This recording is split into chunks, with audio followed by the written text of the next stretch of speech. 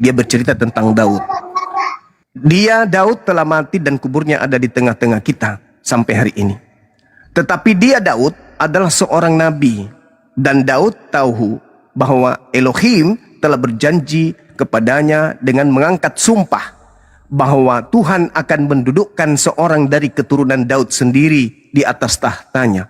Karena itu Daud telah melihat ke depan. Jadi Daud menubuatkan ke depan. Daudnya yang menubuatkan. Dan telah berbicara tentang kebangkitan Mesias ketika ia menyatakan bahwa dia tidak ditinggalkan di dalam dunia orang mati. Satu, kemudian bahwa jasadnya tidak mengalami kebinasaan, tidak mengalami kematian. Yesus inilah yang dibangkitkan Elohim, dan tentang hal itu kami semua adalah saksi. Nah, ini saudara Kristen ketika mengkonsumsi data Lukas dalam Kisah Para Rasul 2 ini, bangkit itu seakan keluar dari kubur. Nih, tak kasih data saudara. Di dalam Yeremia 30 nomor 9 dikatakan begini. Mereka akan mengabdi kepada Tuhan Elohim mereka dan kepada Daud raja mereka yang akan kubangkitkan bagi mereka. Apakah Daud dibangkitkan dari kematian kalau dengan kata bangkit itu selalunya dari kubur? Tidak. Daud dibangkitkan di tengah-tengah Bani Israel. Berarti yang dimaksud Mesias dibangkitkan, lahirnya seorang raja di tengah-tengah Bani Israel, bukan keluar dari kubur. Nah, di situ Petrus mengatakan jasadnya tidak ditinggal di kubur, jasadnya tidak mengalami kematian, melainkan data 33 dikatakan bahwa dia ditinggikan oleh tangan kanan Elohim alias malaikat. Dagingnya tidak mengalami kebinasaan, tidak mengalami kematian. Nah, sekarang Daud bernubuat nih tentang Mesias ini, tentang keturunannya. Coba kita lihat dalam Kisah Para Rasul 4 nomor 11. Apa yang dikatakan oleh Kisah Para Rasul ini? Di situ jelas sekali dikatakan bahwa Yesus adalah batu penjuru. Sedangkan di dalam Mazmur 108 ketika berbicara mengenai batu penjuru, jelas dikatakan di sana bahwa Yesus ini adalah batu penjuru yang kemudian tidak akan mengalami kematian. Di dalam Mazmur 118. Nah, kalau dikatakan Yesus sendiri, aku akan pergi sesuai dengan apa yang tertulis tentang aku di dalam kitab Mazmur, Matius 26 nomor 24, Lukas 22 nomor 22, Lukas 24 nomor 44. Memang aku harus pergi meninggalkan dunia ini sesuai dengan apa yang sudah tertulis tentang aku di dalam kitab Mazmur. Apa yang tertulis tentang Yesus di atas di kitab Mazmur? Sesuai dengan khotbah Petrus tadi. Batu yang dibuang oleh tukang-tukang bangunan telah menjadi batu penjuru. Dan batu yang dibuang ini ternyata adalah Yesus. Data 17-nya ternyata Yesusnya berkata, aku tidak akan mati tetapi hidup. Aku akan menceritakan perbuatan-perbuatan Tuhan. Tuhan telah menghajar aku dengan keras, tetapi Tuhan tidak menyerahkan aku kepada kematian. Aku adalah batu penjuru. Aku akan pergi sesuai dengan apa yang tertulis tentang aku di Mazmur. Daud telah menubuatkan, bercerita tentang masa akan datang. Keturunannya akan duduk di tahtanya dan dia akan ditinggikan oleh tangan kanan Elohim. Jasadnya tidak ditinggal di kubur dan kemudian jasadnya tidak mengalami kematian. Siapakah dia? Yesus. Lalu siapa yang masuk kubur? Siapa yang binasa selama 3 hari 3 malam? Itu saudaraku. Ini dalil. Ini dalil. Maka Al-Quran datang menepis tuduhan kalau Nabi Isa itu mati. Tidak. Nabi Isa tidak mengalami kematian, tidak mengalami penyaliban. Yang disalib adalah orang yang diserupakan. Dan Yesus mengatakan, aku memang harus pergi sesuai dengan apa yang tertulis tentang aku di dalam kitab Mazmur. Lukas 24:44. Lukas 22 nomor 22. Matius 26 nomor 24. Harus pergi sesuai dengan apa yang sudah tertulis, yang telah tertulis, yang ada tertulis. Bukan yang baru akan ditulis oleh Paulus, tetapi yang sudah tertulis. Dan disebutkan langsung kitabnya, Mazmur. Dan di situ dikatakan Mazmur 118, aku tidak akan mati. Aku batu yang dibuang oleh tukang bangunan dan telah menjadi batu penjuru. Siapa dia? Yesus. Subhanallah. Ini data, saudaraku. Tapi kalau Anda mengatakan bahwasanya iblis berhasil, kesaksian palsu berhasil, tipu muslihat berhasil, wow, Anda sedang menerima hadiah dari mereka. Silakan. Ya. Baik Bang Zuma, sebenarnya Bang Zuma dari ayat-ayat yang Bang Zuma baca itu tadi tentang nubuatan di dalam Mazmur, dan itu memang dikutip di dalam Perjanjian Baru, di dalam Kisah Para Rasul, bahwa bukan Daud lah yang tidak ditinggalkan jasadnya yang telah bangkit, tapi orang yang dinubuatkan dan dikatakan di apa itu tentang Yesus. Nah, Bang Zuma berkata bahwa tidak mungkin Yesus, karena sudah dikatakan jasadnya tidak engkau tinggalkan dalam kebinasaan. Ketika dikatakan tidak ditinggalkan, artinya bukan berarti tidak pernah mengalami kematian. Jasadnya pernah masuk kuburan, tapi tidak ditinggalkan sampai binasa di dalam itu. Artinya tidak ditinggalkan selama-lama, berarti pernah masuk ke situ tapi tidak ditinggalkan. Bagaimana kata-kata tidak ditinggalkan kalau tidak pernah masuk? Berarti artinya ada kematian, ada jasad itu masuk ke dalam kubur tapi tidak ditinggalkan selama-lamanya. Berarti benar hanya 3 hari. Jadi itu sebenarnya jawaban dari ayat yang Bang Zuma munculkan sendiri. Karena Bang Zuma bilang tidak engkau biarkan jasadnya orang yang engkau kasihi selamanya. Jadi bukan berarti tidak pernah tinggal di jasadnya, tapi tidak selama-lamanya. Dan itu dikutip di dalam Kisah Para Rasul. Itu sebenarnya Bang Zuma. Satu poinnya, dan dagingnya tidak mengalami kematian. Itu siapa? Jasadnya tidak ditinggalkan. Dagingnya tidak mengalami kematian. Lalu? Iya Bang Zuma. Ya, jasadnya lalu, tidak ditinggalkan dalam kebinasaan. Yes. Iya. Dan daging Yesus tidak busuk. Oke, Anda mengartikan itu. Roh. Mari kita cek di dalam Kisah Para Rasul ini, ketika dikatakan bahwa aku berkata dengan terus terang tentang Daud, lalu diuraikan bahwasanya dagingnya lalu tidak mengalami kebinasaan. Daging tidak binasa.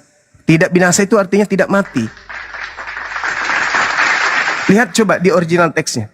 Apakah yang saya sampaikan ini betul? Bahwa dia tidak mengalami, tidak tersentuh oleh kematian. Nah, lalu kalau Anda ragu tentang itu, lalu siapa di Mazmur 118 yang berkata, aku tidak akan mati, itu siapa Bang? Baik Bang Zuma.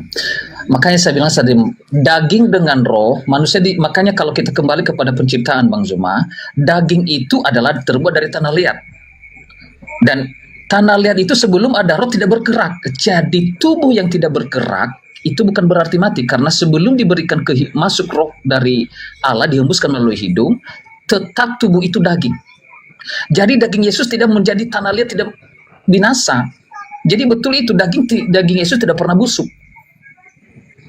Jadi kan bukan Yesus tidak mati, bukan daging, makanya dijelaskan dagingnya. Kan benar di situ, jasadnya tidak ditinggalkan dalam kebinasaan. Jasad dengan roh beda. Saudara, Mesias ini dikatakan oleh Daud tidak ditinggal di dunia orang mati. Artinya apa itu kalau tidak ditinggal di dunia orang mati? Tidak disimpan di alam kubur.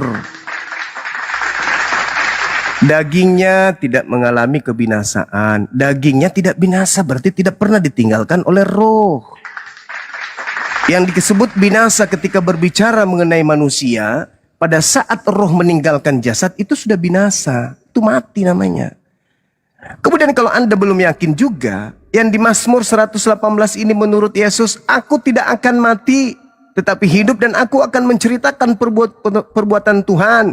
Tuhan telah menghajar aku dengan keras, tetapi Tuhan tidak menyerahkan aku kepada kematian. Itu siapa Bang? Yang tidak akan mati. Aku tidak akan mati. Itu siapa? Daud atau Yesus?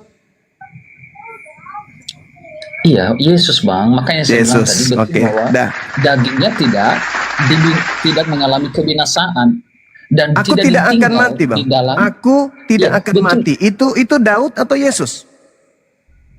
Iya, makanya korelasinya tadi Bang Zuma baca bahwa tidak ditinggalkan selamanya dalam kebinasaan. Bukan Berarti, selamanya, jangan iya, Anda tambah, saudaraku. Aku tidak akan mati dan Tuhan tidak akan ya, menyerahkan aku kepada kematian. Itu siapa? Aku tidak akan mati itu siapa, iya. Abang? Ayat-ayat sebelumnya tadi dari Bang Zuma bahwa tidak selama-lamanya orang benar engkau tinggalkan dalam kebinasaan. Jadi artinya kalau tidak Dia ditinggalkan dia tidak ada, selamanya, kata selamanya itu nggak ada. di dalam Mazmur tadi Bang, bahwa tentang keturunan Daud yang tidak akan engkau biarkan selamanya orang yang kekasih apa namanya, baru sebelumnya Bang Zuma baca itu. Tidak ada, abangku. Aku tidak akan mati tetapi hidup. Dan aku akan menceritakan perbuatan-perbuatan Tuhan. Tuhan telah menghajar aku dengan keras. Tetapi Tuhan tidak menyerahkan aku kepada kematian. Batu yang dibuang oleh tukang-tukang bangunan telah menjadi batu penjuru. Itu Yesus kan? Dan Petrus merujuk kepada Yesus kan? Dan Daud bercerita tentang masa depan ketika Daud hidup tentang Yesus, bukan? Dan Yesus mengatakan harus tergenapi semua yang tertulis tentang aku di dalam kitab Mazmur, bukan? Lalu siapa yang mengatakan aku tidak akan mati? Daud sudah mati. Lalu yang tidak akan mati siapa selain Daud? Yesus, abangku. Jadi ada solusi. Ketika Yesus asli mengatakan waspadalah kepada Yesus palsu, dan Yesus asli tidak akan mengalami kematian, berarti yang mengalami kematian yang di atas salib, yang keluar dari kubur, sekaligus sebagai tanda untuk angkatan jahat adalah Yesus palsu. Menurut data. Menurut data. Itu yang saya pahami. Silakan. Ya, bahwa yang abang bilang tadi betul Bang, bahwa yang tidak mengalami apa namanya, tidak ditinggalkan selamanya dalam kebinasaan itu adalah Yesus. Artinya ketika Yesus bangkit, bahwa dia Berarti dia mengalami kan kematian dalam dong. juga bukan, dan dalam versi orang Yahudi selama 3 hari orang itu jiwanya masih ada di dalam tubuhnya. Itu kalau Bang Zuma searching, makanya apa namanya baru benar-benar terpisah dalam iman Yahudi, terpisah jiwa dari tubuh itu setelah 3 hari. Jadi sesungguhnya kalau dibawa ke sana maka betul. Berarti bukan hanya Yesus kan yang mengalami hal itu kalau begitu. Intinya bahwasanya apa yang Anda inginkan dengan Yesus yang harus mati ini? Kenapa Anda ngotot sekali Yesus harus mati? Seperti iblis yang berapa kali mencoba Yesus harus mati. Kenapa ada kemiripan antara saudara saya dengan iblis? Pingin kali Yesus mati itu apa yang Anda inginkan di sana? Bukan Bang. Karena yang Bang apa tadi, Bang Zuma bilang ayat-ayat pun di dalam Bapa Yesus berkata, tanda yang diberikan kepada Angkatan jahat. apa ini, ya angkatan jahat ini adalah tanda Nabi Yunus. Anak manusia tinggal di perut bumi selama 3 hari dan setelah itu bangkit. Artinya bukan kami menginginkan itu. Tapi orang yang dicatat, yang terjadi adalah itu yang terjadi. Maka apa yang terjadi itu harus dipercaya. Bukan kami menginginkan Yesus harus mati, tidak. Tapi saudaraku begini, ketika ada peristiwa bahwasanya aku menyimpan tugu ini aku berdirikan di sini, aku buat tugu ini misalnya sebagai simbol untuk angkatan jahat dan keturunannya. Kira-kira yang bersiara ke sana mau nggak disebut angkatan jahat? Nggak mau. Kenapa? Karena itu tanda untuk angkatan jahat, itu lambang, itu simbol, itu tugu untuk orang-orang jahat. Kalau ada orang yang kemudian datang ke tugu itu bersiara, berarti dia masuk ke dalam kategori angkatan jahat. Nah, yang jelas bahwasanya keluar dari kubur itu adalah tanda untuk angkatan jahat. Dan Kristen mengusung keluar dari kubur ini sebagai simbol ketuhanan terhadap Yesus. Bukti dia Tuhan apa? Dia bangkit dari kematian. Lah, bukankah itu hanya tanda untuk angkatan jahat doang? Tapi justru Kristen menjadikan itu sebagai simbol ketuhanan. Ada apa ini?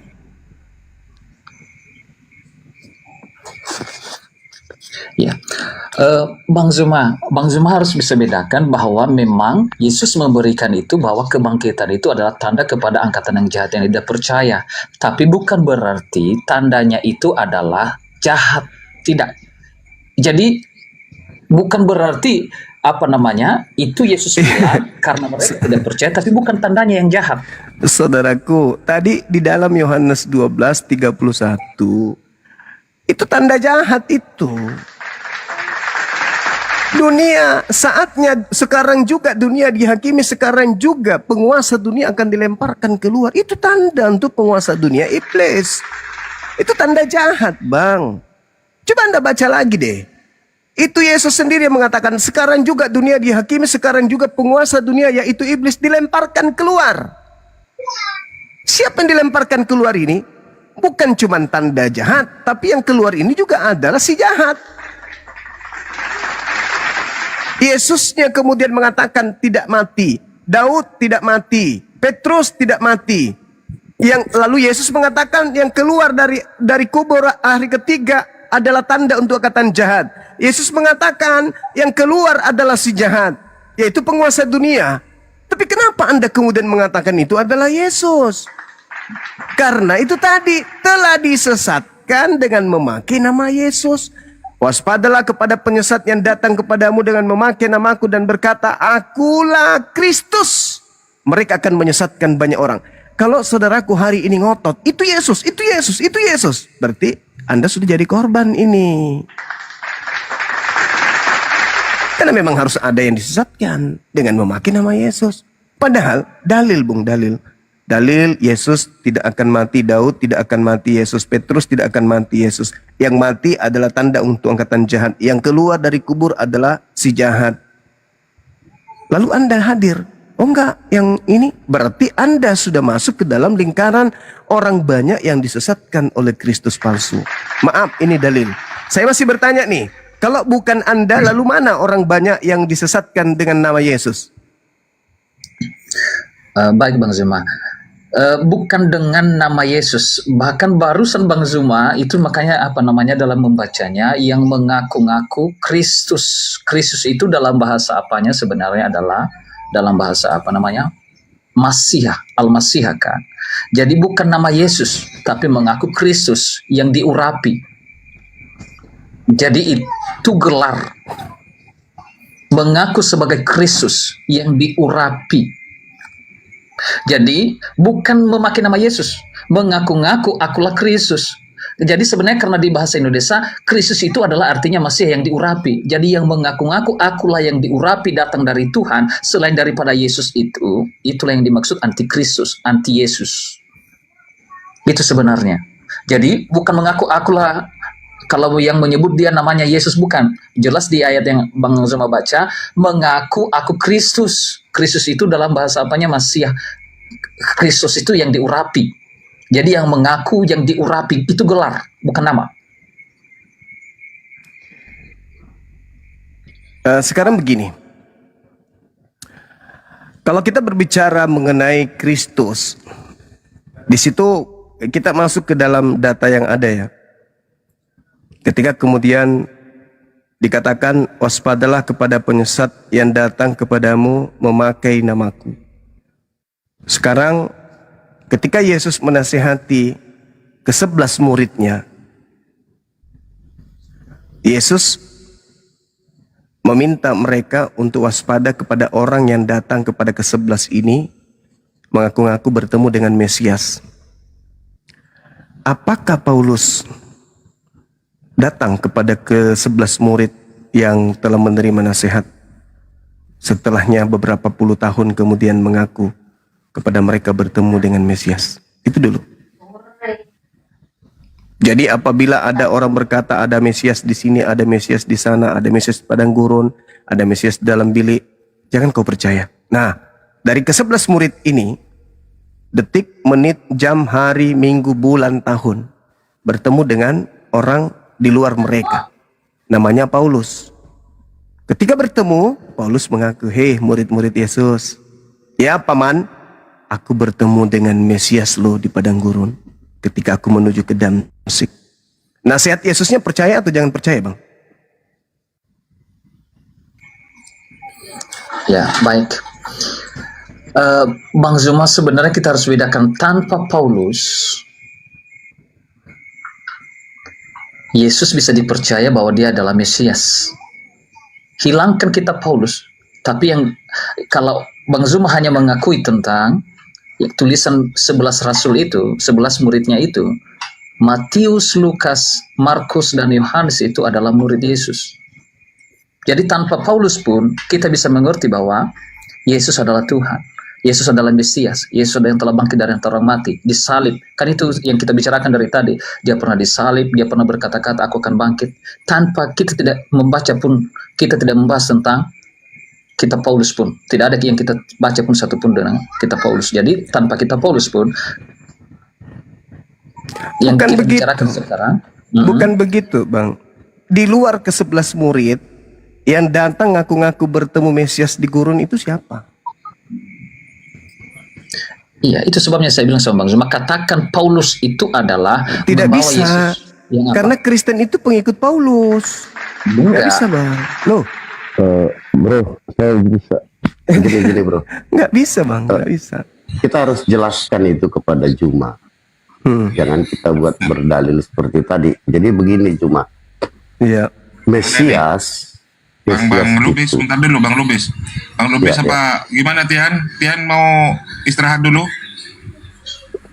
Boleh. Iya, Oh iya, dari silakan. tadi Bang Doa ini tadi udah mulai bicara. Oke lah Bang Zuma. Ya. Sama Bang Ya, Doa dulu Bang oke, Zuma. terima kasih Saudara Pian. Makasih. ya. Iya. Silakan di mute Saya- dulu aja Bang Tian. nggak Sebentar apa-apa. aja ya nih, Bang Ian, saya sebentar aja. Artinya begini, kurang etis.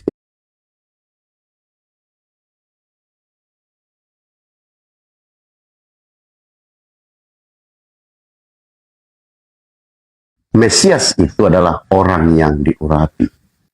Ya. Artinya harus orang. Harus orang. Kalau nggak orang berarti bukan Mesias. Lalu yang bertemu dengan Paulus itu adalah Yesus yang sudah kembali kepada kekekalannya. Artinya apa? Dia adalah roh.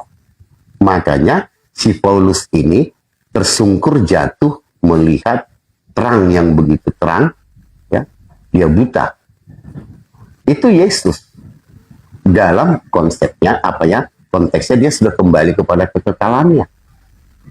Sama seperti Matius 28 ayat 20 mengatakan, aku akan menyertai engkau selama-lamanya sampai akhir zaman.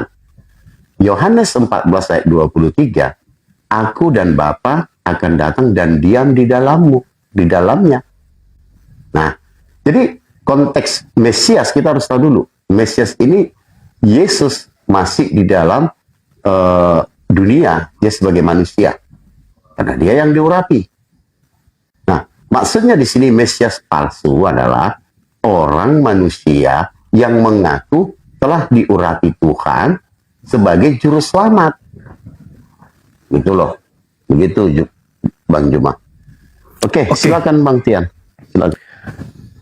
Saudara, terima kasih atas pernyataan saudara nih. Ya, mencoba untuk memilah Mesias yang dimaksud adalah orang, sedangkan yang datang kepada Paulus itu adalah bukan lagi orang, tapi dia Mesias kan? Mesias. Anggaplah Anda benar. Coba Anda baca Galatia 3:27. Karena kamu semua yang dibaptis, yang diurapi dalam Kristus telah mengenakan Kristus. Boleh tidak saya mengatakan bahwa Kristus palsu itu kalian? Karena kalian adalah Kristus, memakai Kristus. Yang bukan polisi memakai seragam polisi, polisi palsu. Yang bukan TNI memakai seragam TNI, TNI gadungan. Yang bukan Kristus memakai Kristus itu palsu semua. Boleh enggak saya katakan bahwa ketika orang yang Anda maksud, maka saya katakan kalianlah itu. Kenapa? Galatia 3:27, karena kamu semua yang diurapi dalam Kristus telah mengenakan Kristus. Anda mengenakan Kristus kan? Apakah Anda Kristus? Bukan. Anda mengenakan Kristus berarti Anda Kristus apa? Asli apa palsu Anda ini? Bukan begitu pengertiannya Juma. Ya, bukan begitu karena Anda ingin. Belajar dulu. Aduh, gimana Ya sih? udah, Anda jelaskan Begini kepada Juma, saya. begini Juma. Begini Juma. Silakan.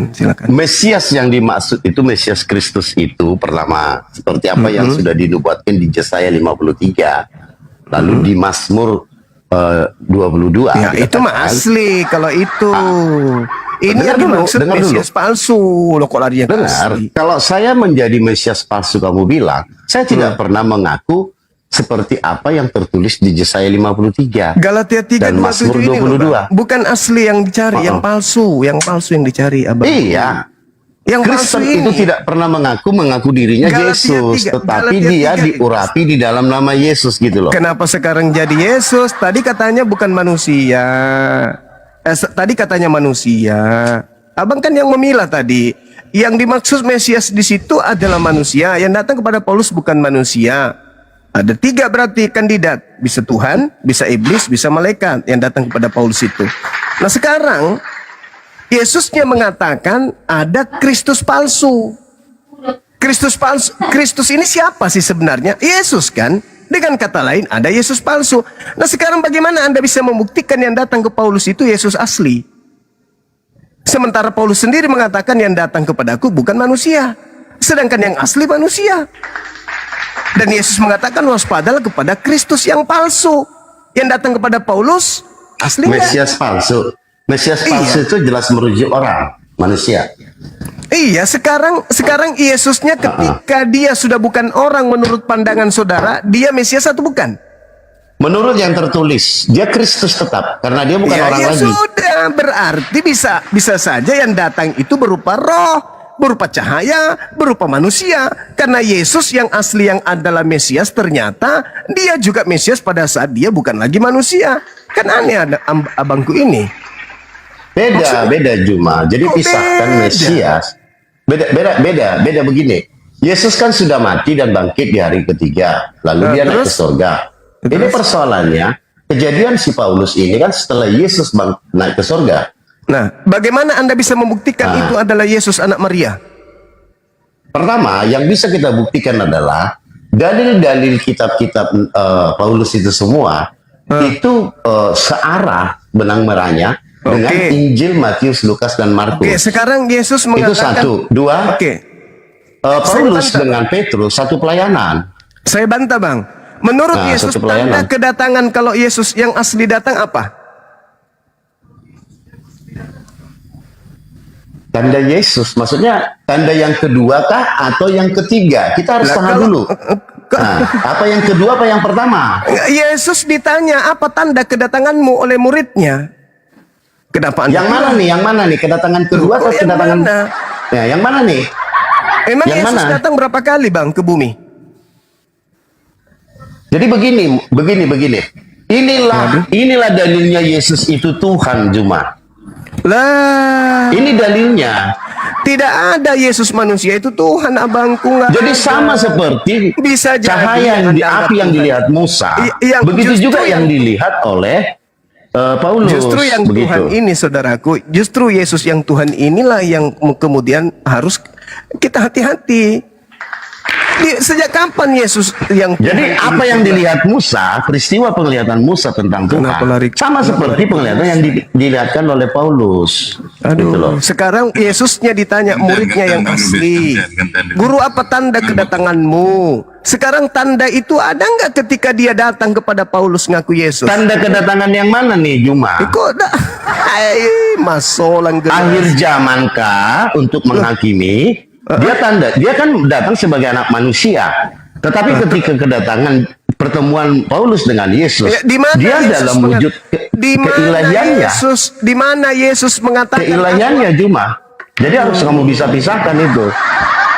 Gitu. saya angkat tangan abangku, saya nyerah. Memang udah banyak orang di Komal ini menyerah sama saya. Iya. Iya benar. Udah banyak di Komal ini. Oke. Tadi malam si Kainama ya. Iya. Banyak kok. Jadi kalau mau belajar datang ke Komal saya biar saya ajari Juma ya. Oke, baik. Jadi bedakan Satu Juma pertanyaan boleh, Mesias. pertanyaan terakhir kepada saudara yang mengaku pintar. Orang banyak Silakan. Iya, orang banyak yang disesatkan dengan Kristus Mesias palsu ini mana? Nah, begini.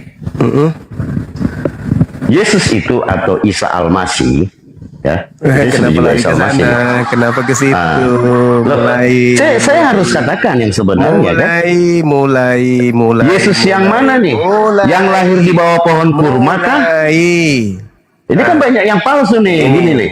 Gini, dengan Banyak nih, banyak yang sesat juga, miliaran itu yang sesat. Giliran Anda yang harus mendengarkan saya, yang mendapatkan nasihat di situ adalah orang yang hidup di abad pertama, dan Yesus mengatakan bahwa angkatan jahat itu sesaman dengan dia, Yesus palsu sesaman dengan dia. Penyesat itu harus datang ke murid-muridnya yang duduk di Bukit Zaitun bersama dengan dia. Kenapa lari ke abad ke-7, Bang? Otak Anda terselip elektrik. Terus kenapa lari ke abad ke-21? Ke saya misalnya. Saya? Kan Yesus mengatakan apa? Yesus mengatakan Begini apa? Juma. Yesus mengatakan apa? Juma, bedakan. Pada hari terakhir nanti akan banyak orang memanggil aku Tuhan, bernubuat, mengusir setan, bermukjizat pakai namaku. Anda masuk nggak dalam kategori itu? Berarti Yesus Tuhan. Banyak memanggil nama dia Tuhan. Tanya dulu, Anda masuk nggak dalam kategori itu? Itu ayat Matius 7 ayat 21. Itu dari masuk tidak Anda dalam kategori itu? Jangan tertawa dulu. kalau saya melakukan kehendak Bapa, saya akan masuk surga dong. Tolong tunjukkan di mana kehendak Bapak agar Anda kemudian makan babi.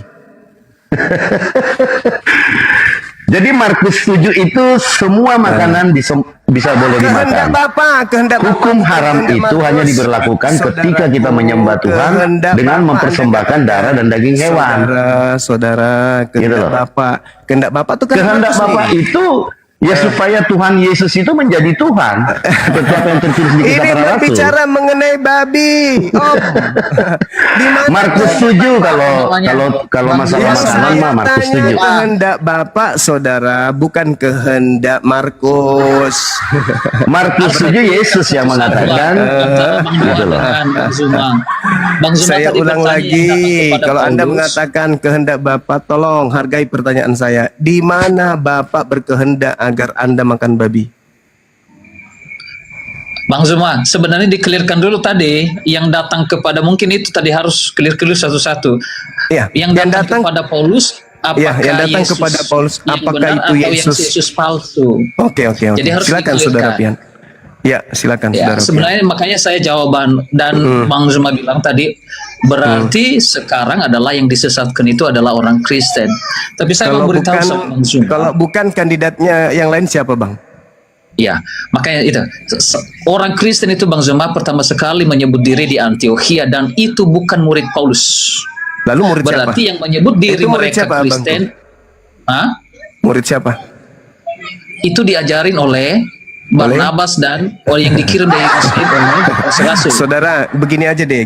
Kita nggak usah berbelit-belit kemana-mana. Jadi gini, ketika Yesus mengatakan di dalam pengajarannya kepada muridnya Yohanes 16 adalah benar jikalau aku pergi, sebab kalau aku tidak pergi maka penghibur itu tidak akan datang.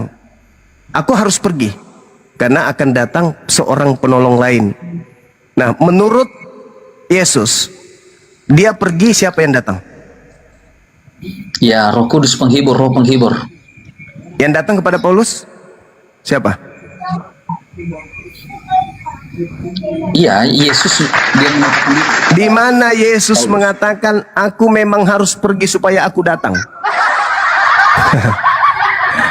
Aku memang harus pergi sebab kalau aku tidak pergi aku tidak datang, gitu.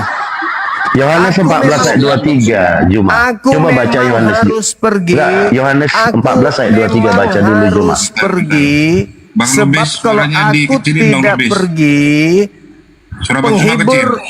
penghibur lain itu tidak akan datang.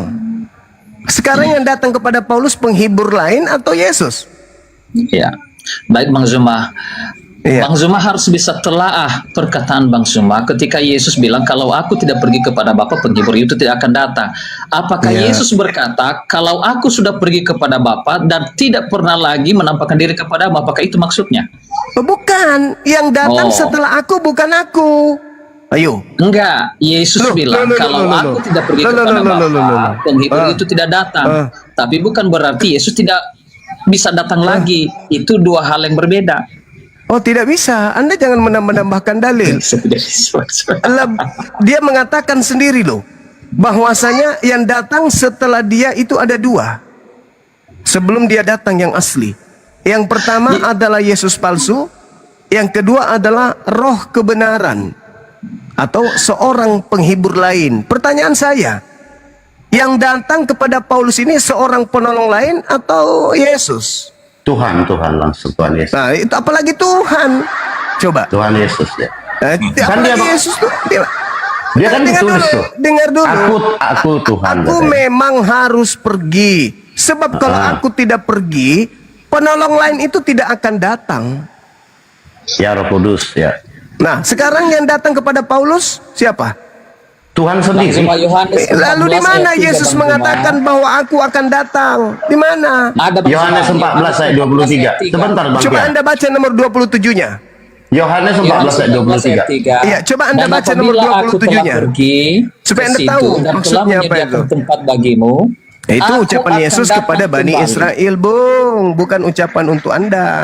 Itu ucapan Yesus untuk Bani Israel. Iya, artinya Yesus bilang kalau aku sudah pergi, aku akan datang kembali.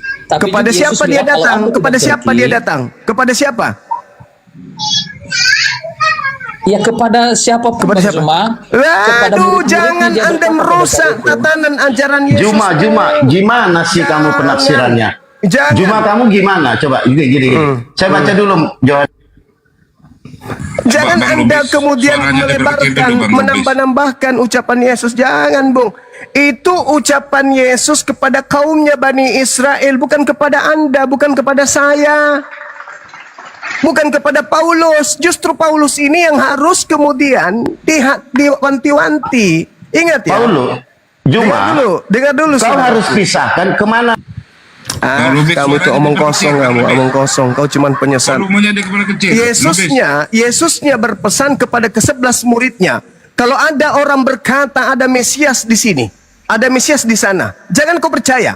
Lalu kemudian setelah mereka melakukan pembicaraan pribadi di Bukit Zaitun, datanglah Paulus mengaku bertemu dengan Mesias.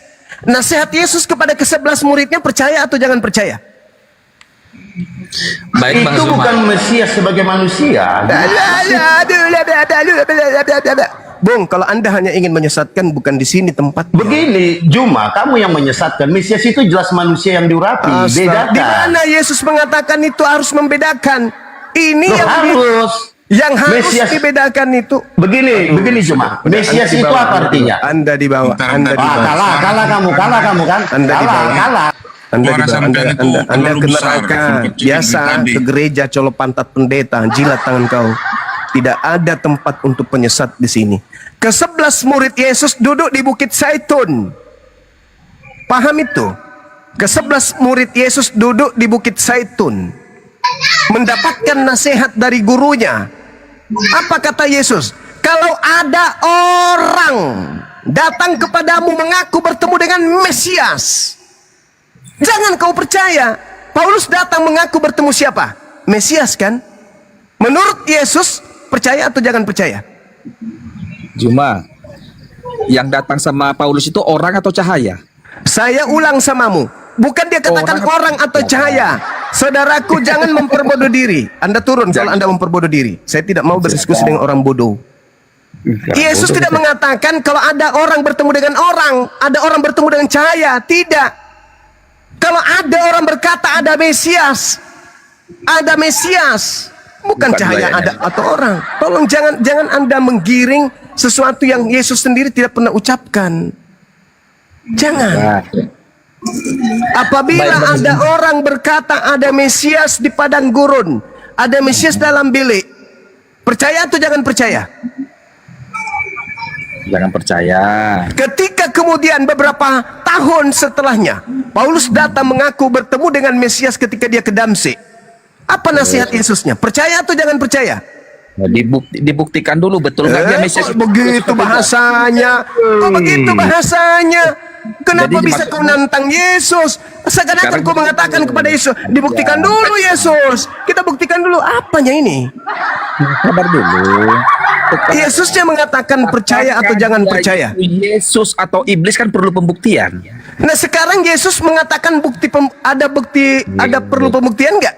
Betul. Ya, harus dibuktikan lah. Enggak ada. Pokoknya Yesus mengatakan kalau ada yang datang mengaku bertemu Mesias, tidak ada tanda-tanda itu, jangan kau percaya. Makanya apa? Ada yang mengaku Yesus nih. Maka Bukan dia yang mengaku Yesus ini, yang cahaya ini yang datang kepada Paulus. Paulus mengaku Yesus Nah, kan. sekarang tanda-tanda kedatangan Mesias asli ada nggak pada saat itu? Ya, dia kan mengaku Yesus. Iya, itulah yang dikatakan jangan percaya. Sabar dulu. Jangan langsung nggak percaya. Dibuktikan Kenapa dulu. Yesus kau bantah, Sabar dulu. kawan? Sabar. Kenapa bantah Yesus ente? Sabar dulu. Apakah benar Bang itu Indra, Yesus? syukran. Kita ragukan dulu itu Yesus. Ya. Kita sanksikan dulu. Itu Sekarang Yesus itu. kan Yesus mengatakan tanda-tanda ketika aku yang datang apa? Betul. Tanda-tanda Ada nggak tanda kedatangan itu? kedua ya. Ada nggak Kedatangan tanda akhir itu? zaman itu. Ada nggak tanda itu, Bang? Ada nggak tanda itu? Nggak ada. Nah, percaya atau jangan percaya? Oh, bisa percaya, bisa enggak? Oh ya sudah. Sabar dulu. Menunggu dibuktikan. Karena Apa lagi? Ada nggak tanda itu? Itu buktinya. Jadi itu pernyataan Yesus itu untuk kedatangan kedua di akhir zaman. Itu dia. Kalau dia yang datang, maka tanda itu ada dan itulah tanda akhir zaman. Betul. Kalau kau bilang tanda-tanda yang dinyatakan Yesus itu untuk akhir zamannya itu bukan Iya, untuk sekarang kalau yang asli datang pada zaman itu, itulah akhir zamannya. Oh, Tapi tidak. karena yang datang kepada Paulus itu bukan Yesus, maka jangan percaya. dulu. Lucu. Saudara ini, aduh, parah kali lah kalian ini. Jangan dibatasi Yesus langsung datang pertama, datang kedua, nggak pernah Yesus datang lagi. sendiri yang mengatakan itu, ya Allah, ya Karim. Tanda Ya Allah, kedatanganku. 1, 2, 3, 4. Kalau ada orang berkata, aku Mesias, tapi tidak ada tanda itu, percaya atau jangan percaya? Untuk kedatangan kedua ya nggak percayalah. Astagfirullahaladzim. Kan kedatangan Yesus kepada Paulus bukanlah kedatangan akhir zaman, kedatangan dia untuk memanggil Paulus jadi rasul. Parah. Kan Yesus mengatakan kalau tidak ada tanda itu jangan percaya, Bang. Jangan Itu bukan percaya. aku. Maksudmu kayak mana? Itu kan pernyataan Yesus itu untuk kedatangan dia di akhir zaman, bukan kedatangan dia sebelum akhir zaman. Astagfirullahaladzim, ya Allah, ya Karim. Kok kau Akhir paksakan? zaman itu kapanpun, kalau Yesus sudah datang, itulah Iya. akhir zamannya. Oh, salah nggak begitu. Astagfirullah. Lah, Yesus mengatakan kalau ada orang yang berkata ada Mesias di sini, ada Mesias di sana, percaya atau jangan percaya? Oh, jangan percaya, jangan langsung percaya. Jangan percaya. Udah. Iya. Tapi ingat, Ganti pemain. ada nih. Iya udah, turunkan. Cuma kalian bikin pusing aja orang dongok bahlul dulu. Bikin habis kopi Bang Juma. Bikin jengkel aja orang bodoh bahlul kayak gitu. Yesus sendiri yang mengatakan, jika ada orang yang berkata ada Mesias di sini di sana, jangan kau percaya. Kenapa bisa jangan percaya? Karena kalau aku yang datang, tanda-tanda ini akan menyertai aku, tolol. Maka karena tanda-tanda itu tidak ada pada zaman itu, jangan percaya. Dipelintir lagi dalilnya, dipelintir kemana-mana. Kan aneh. Katanya edukasi, tapi membodohi. Aku akan datang dengan tanda-tanda. Kalau bukan aku, jangan percaya. Nah sekarang yang datang kepada Paulus ada nggak tanda itu? Ada nggak? Nggak ada. Tidak. Nggak ada. Yesus mengatakan percaya atau jangan percaya? Jangan percaya. Jangan percaya. Apabila Anda percaya, ya inilah akibatnya. Inilah akibatnya. Kalau percaya melawan Yesus. Iya, berarti membantah Yesus itu. Kan aneh. Dalil kok dibantah, kawan-kawan. Jangan kayak gitulah, ya. Film India kalau berlebihan juga itu nggak bagus. Jangan ngotot menyesatkan, jangan. Lembutkan hatinya. Jangan karena kami ini Islam, Anda mengatakan Anda tidak punya hak. Loh, kami berdasar dalil, bos.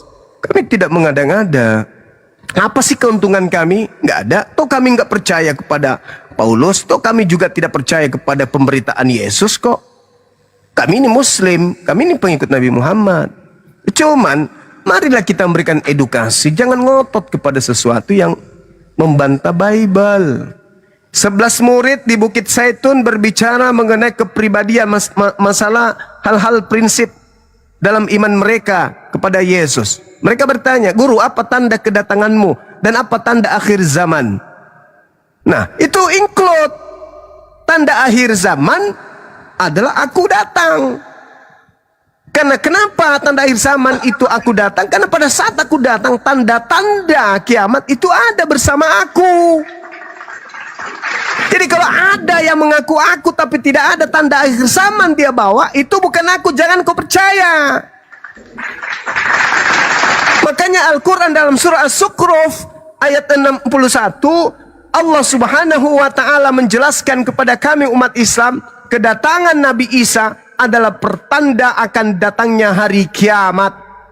Wa innahu la ilmul lis-sa'ah fala tamtarunna biha fattabi'un hadza siratul mustaqim. Kedatangan Nabi Isa yang kedua kali adalah tanda akhir zaman, tanda hari kiamat. Nah, ketika ditanya, "Guru, apa tanda kedatanganmu dan apa tanda akhir zaman, berakhirnya dunia ini?" Yesus mengatakan, matahari menjadi gelap, bulan tak bercahaya, bintang berjatuhan, kuasa langit berguncang. Itu tanda apa? Tanda kiamat. Itu bertanda kiamat. Al-Quran menjelaskan itu. Yesus mengatakan itu. Datang Anda membantah. Itu adalah Yesus. Ada nggak tanda itu? Nggak ada. Kata Yesus, percaya atau jangan percaya? Jangan percaya. Lah, kenapa Anda percaya? Udah salah ngotot lagi.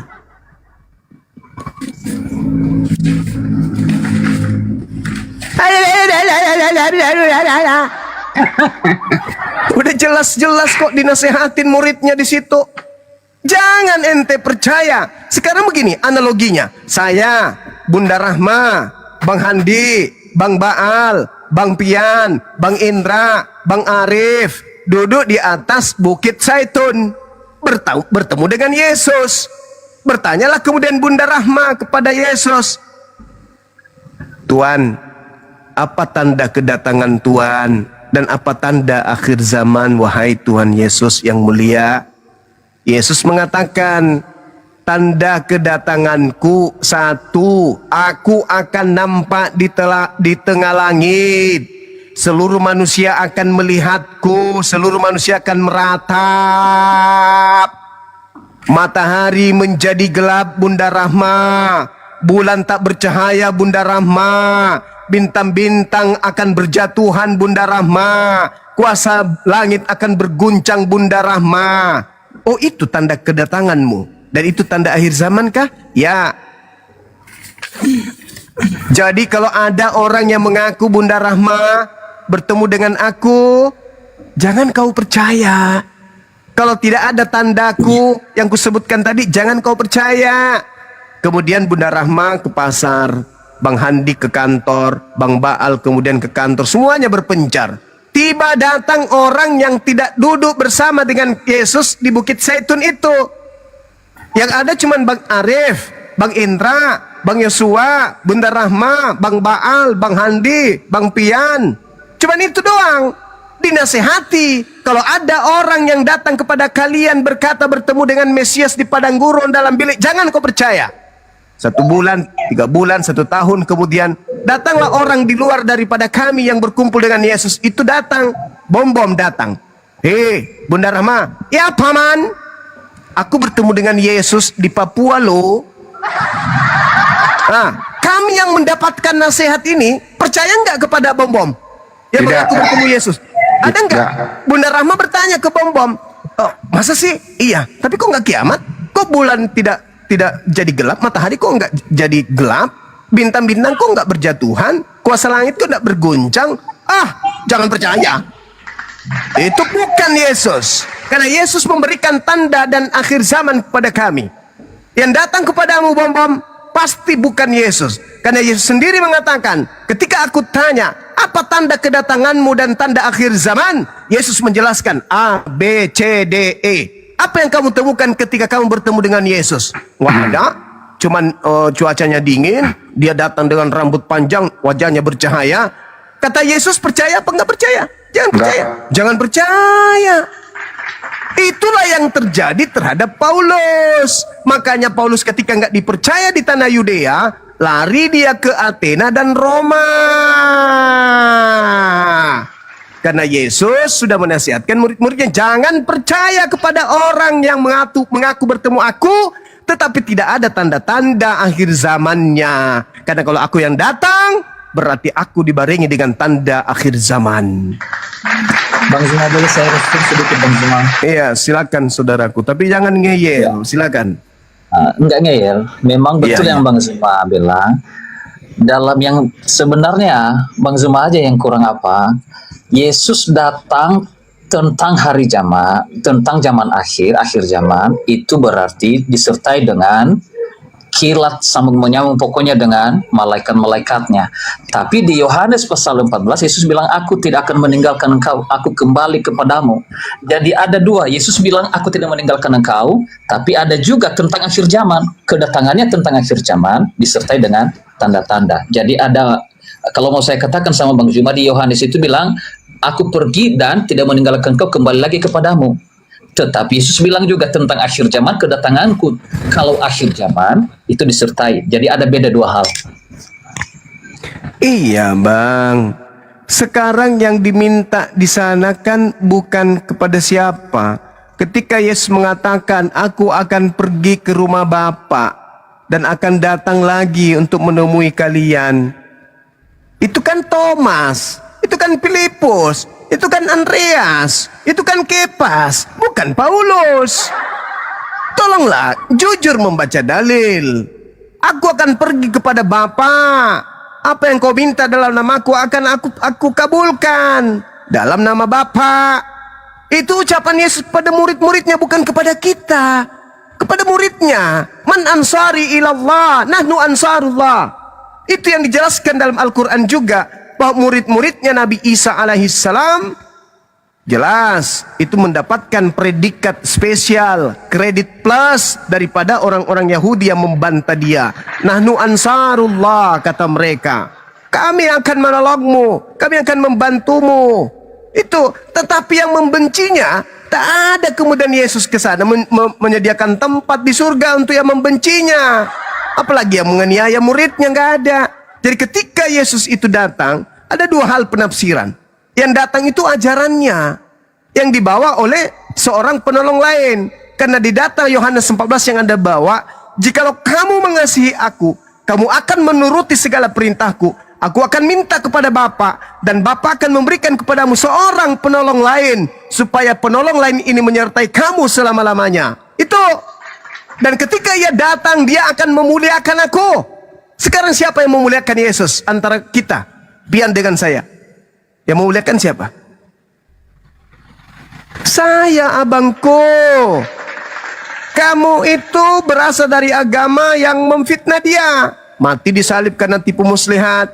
Karena yang tadi itulah yang kita bahas. Apakah itu kemuliaan? Tidak. Yang mulia itu ketika Yesus terindikasi di sidang, ingin dibunuh, ingin dihujat, ingin dinista, ingin disalib, orang yang memuliakannya akan membela. Tidak akan mungkin Yesus itu terjamah sedikit pun oleh orang-orang pembencinya. Karena Yesus manusia mulia. Yesus dimuliakan sebelum dunia ini dijadikan. Dia dikasihi oleh Bapa. Maka tidak mungkin kemudian Yesus itu dikutuk dan menanggung semua dosa-dosa orang Roma dan Yunani. Gak mungkin. Gak mungkin Yesus itu menjadi tempat sampah. Gak mungkin Yesus itu tempat penampungan dosa. Gak mungkin. Dia adalah manusia mulia. Sedangkan tempat penampungan dosa itu adalah iblis. Tempat penampungan dosa itu adalah neraka jahanam. Bukan Yesus. Yesus orang mulia. Yesus manusia suci. Dia kemudian dimuliakan oleh dan kasihi oleh Bapa yang telah mengutusnya. Jadi mustahile. Oleh karena itulah kemudian yang datang menyertai murid-murid setelahnya itu adalah seorang penolong lain. Itu fakta, saudaraku. Itu fakta, itu real. Sedangkan Paulus masuk nggak dalam kategori murid? Enggak. Ya, shalom. Selamat malam. Izin. Nah, shalom. Iya, silakan saudara Yosua. Ya, terima kasih. Jadi kenapa orang Kristen itu menuhankan Yesus yang dalam rupanya manusia? Karena Yesus itu sebelum inkarnasinya menjadi manusia, dia itu adalah perkataan Allah, firman Allah. Maka perkataan Allah itu bersama-sama dengan Allah sesuai Yohanes 1 ayat 1. Pada mulanya adalah firman, firman itu bersama-sama dengan Allah, dan firman itu adalah Allah. Jadi perkataan Allah ini harus bersama-sama dengan Allah, karena Yohanes 1 ayat 3, segala sesuatu dijadikan oleh Dia, tanpa Dia segala sesuatu tidak akan terjadi. Jadi firman itu yang bersama-sama dengan Allah yang menjadikan segala sesuatu. Maka di Kejadian 1 ayat 3, berfirmanlah Allah, jadilah terang, terang itu jadi. Yang menjadikan terang itu adalah firman Allah. Maka Yesus mengatakan di Wahyu 1. Kenapa lari ke sini penjelasannya ya? Sabar. Aku kan sabar Bang Handi, Bang sabar. Yesus mengatakan bahwa dialah sang firman Allah di Wahyu 1 ayat 8. Akulah Alfa Omega. Firman Allah yang sudah ada, yang akan datang, yang maha kuasa. Di Yohanes 5 ayat 42 dan 44 kata Yesus, jikalau engkau percaya kepada Musa, tentu kamu percaya kepadaku juga, sebab Musa pun menulis tentang aku. Orang-orang bingung pada saat itu. Namamu tidak tertulis di dalam perjanjian lama, Tuhan Yesus. Tetapi Yesus mengakui Musa menulis tentang dia. Yesus berkata, sebelum Abraham jadi, aku sudah ada. Orang-orang Yahudi sekali lagi bingung. Umurmu saja tidak sampai 50 tahun. Kedatangan Yesus sesuai. Kenapa? Di sini Muter-muter. hujan deras, suara Anda mengecil juga. Oh ya, sorry. Lanjut sesuai. Ya, terima kasih. Jadi nubuatan Jangan lanjut Yesus. dulu lah, dibertikan dulu. Di mana di Bible itu, khusus di Perjanjian Lama kitabnya Musa ya, di situ tertulis nama Yesus menurut Anda? Ya, nama Yesus memang tidak tertulis secara eksplisit di dalam Perjanjian Lama. Berarti nggak ada dong. Ya, Berarti nggak ada sabar. Tetapi esensinya itu, keberadaannya itu sudah ada. Maka itu Tapi tadi Anda ngomong bahwa Nabi Musa menceritakan tentang Yesus. Kan gitu, di mana tertulis itu? karena Yesus itu adalah firman Allah. Saya nggak nanya Yesus. Statement Nabi Musa membicarakan Yesus tertulis di mana? Oke, di Kejadian 1 ayat 26. Baiklah, kita menciptakan manusia sesuai dengan itu ya. Sebentar, sabar. Di Kejadian 1 ayat 26 berfirmanlah Allah, baiklah kita menjadikan manusia menurut gambar dan rupa kita. Mana Yesusnya itu? Ya, Yesus ada di situ, di perkataan. Mana? Ya, Mana Yesus di situ? Anda ini kalau ngomong ngarang lulu gitu loh. iya, sabar. Enggak, Anda harus komitmen dengan statement Anda. Anda tadi mengatakan Musa itu membicarakan tentang Yesus. Di mana Musa ngomong begitu? Di mana? Ya, Yesus kan mengakui di Wahyu itu. Saya nggak ngomong Yesus mengakui, saya maunya statementnya Nabi Musa. Anda kayak ngomong tadi. Kalau enggak ditarik kata-katanya, jangan berbohong. Enggak, aku enggak berbohong. Ya di mana kalau nggak berbohong? Tertulis di mana itu Musa berstatement tentang Yesus? Ya, Anda buka Yohanes 5 ayat 42. Loh, nah, Yohanes itu bukan perkataan Musa. Duh, itu Tuhan Yesus yang berbicara. Saya nggak minta Yesus yang ngomong, saya minta Musa yang ngomong. Iya, di Kejadian 1 ayat 26. Nggak ada Yesus di situ. Nggak ada Yesus di situ, nggak ada. Ya, memang. Kalau nggak ada berarti statement awal Anda itu nol besar, pembohong. Sabar. Jadi, nama Yesus memang tidak disebut. Ya udah, kalau tidak ada ditarik ucapannya yang dari awal tadi. Jangan nipu di sini. Saya nggak mau ditipu sama Anda. Boleh Anda menipu di luar sana, tapi di sini ditarik itu ucapannya. Kalau Anda nggak tarik, Anda penipu. Bicara itu harus dibuktikan. Anda tadi menjual nama Nabi Musa. Nabi Musa membicarakan tentang Yesus. Anda nggak bisa buktikan. Iya, siapa yang dimaksud dengan kata di situ, kita di situ? Menurut Anda? Ya siapa itu kita? Iya, Bapa, Firman, dan Roh Kudus. Di Karena di mana satu- Anda mengenal Nabi Musa Bapak Firman Roh Kudus? Sebentar, jangan dipotong, jangan dipotong. Maka itu di Iya. 1 Yohanes. Jangan ngomong ke Yohanes. Saya minta statement Nabi Musa. Saya minta statement Nabi Musa menyebut nama Yesus. Ya, nama Yesus. Kalau nggak ada turun, Anda tidak mengakui menipu, tidak mau menarik kata-katanya, silakan Anda turun. Anda menipu di sini. Coba ada Bang Billy kayaknya di bawah, Bang. Sebentar. Naikkan Bang Billy itu. Oke. Jangan ini yang naik, ini jangan Bang Billy aja yang naik. Ntar dulu. Turunkan dulu ini. Aku Kena tahu. ini. Kena. Sebentar. Nggak aku bisa, sama nggak Bang bisa. Billy. Saya nggak mau membiarkan Anda ngomong kalau Anda nggak bisa buktikan. Kalau Anda tidak bisa buktikan, Anda turun, Anda menipu di sini. Janganlah begitu. Siapa yang mengklaim, dia harus membuktikan. Karena saya ini sudah 67 tahun kurang 2 menit, saya belum pernah menemukan data Nabi Musa menyebut Yesus.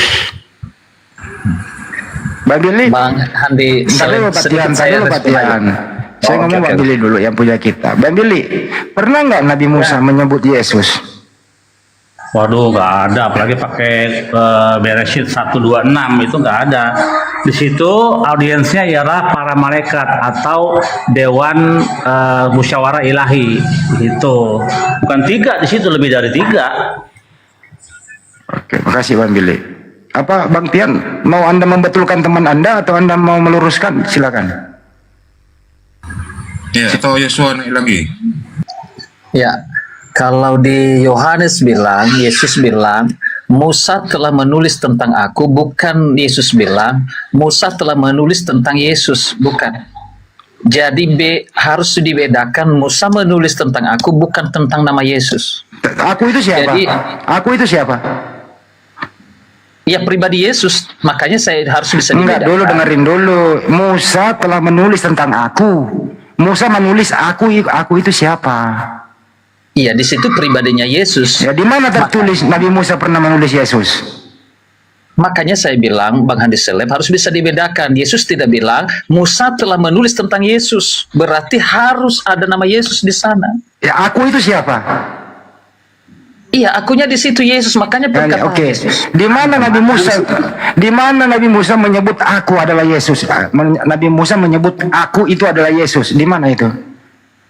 Tidak disebutkan nama Yesus di situ. Berarti Yesus bilang tidak namanya. berarti ngarang.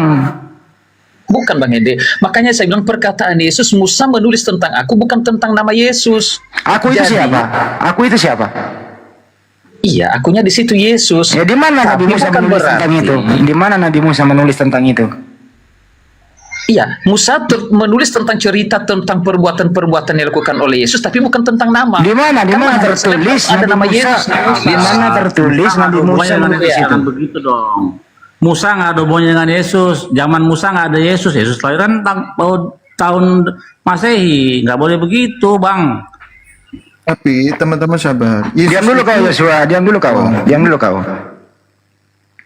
Bang Billy dulu yang luruskan. Bang Billy ini bahaya ini kalau begini, pembohongan publik Bang Billy. Nah, boleh Harus begitu. diluruskan. Gini, pertama harus dipahami bahwa kitab Yohanes itu bukan seperti Torah statusnya yang diberikan di sini langsung kepada Musa.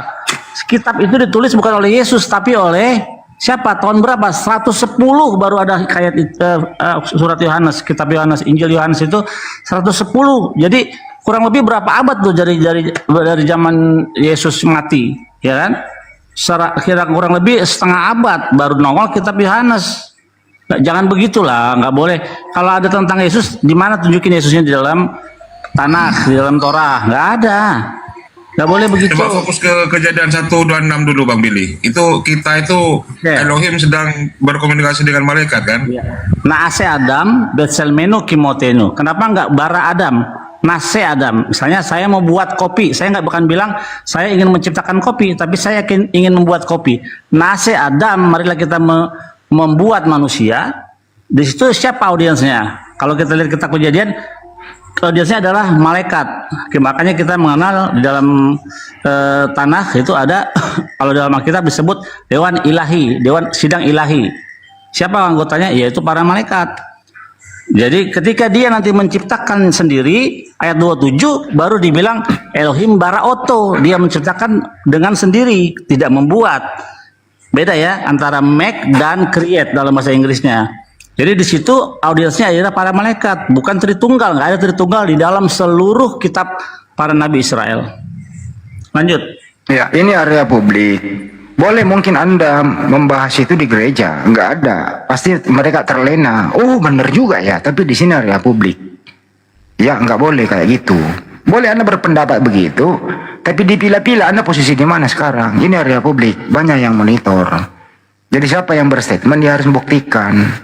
Anda nggak boleh berbohong lah, nggak bagus. Ditarik itu kata-kata, Bang Tia. Ditarik itu, nggak ada itu. Oke? Setuju ditarik? Bukan ditarik, Bang Henry. Ada dua persoalan di sini. Ini si Billy tadi dibilang, oh kitab Yohanes tidak perlu pakai itu setelah udah ribuan tahun. Padahal kita menyebut nama Yesus yang tertulis di Yohanes di Perjanjian Baru. Bagaimana kita bisa memakainya? Bukan itu yang pertanyaannya. Di mana itu Nabi Musa menceritakan tentang Yesus? Ini dulu. Di Iya, mana kan itu saya dulu? sudah jawab Bang Handi Seleb. Bang Handi Di mana? Seleb bukan tentang nama, tapi Yesus bilang tentang aku, bukan soal nama. Di Harus ada mana? nama Yesus di sana. Di mana? Di mana Nabi Ya. Musa menceritakan ciri-ciri Yesus? Tertulis di Iya, mana? Musa pernah menulis akan ada seorang nabi turun ke tengah-tengahmu. Di mana itu tertulis begitu? Ulangan 18. 18. Sama seperti aku Musa, aku akan menaruh firman di mulutmu itu. 18 itu. Itu yang Anda maksud. Iya, Musa pernah menulis tentang Yesus. Di mana? Iya, bukan tentang namanya tadi, Iya, di tapi mana? tentang bahwa seorang Di nabi mana?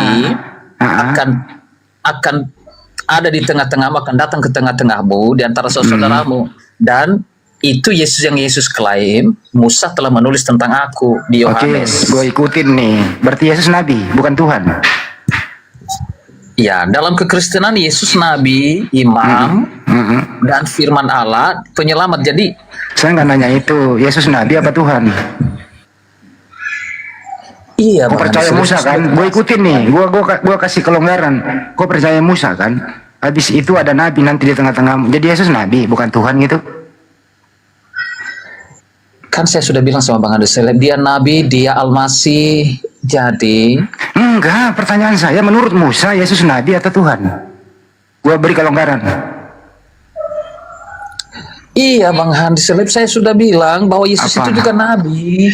Iya, Nabi berarti bukan Tuhan menurut Musa. Karena bukan hanya Musa yang menulis tentang Yesus. Saya nggak nanya penulis lain menurut Musa. Saya nggak nanya yang lain. Menurut Musa, Yesus itu nanti datang di tengah-tengahmu. Dia Nabi atau Tuhan? Iya, kan yang kudu saya bilang tadi nabi. Nabi berarti Yesus bukan Tuhan. Aduh, Kenapa? Siapa bilang Gue beri kelonggaran. Anda yang Makanya saya bilang. diam dulu.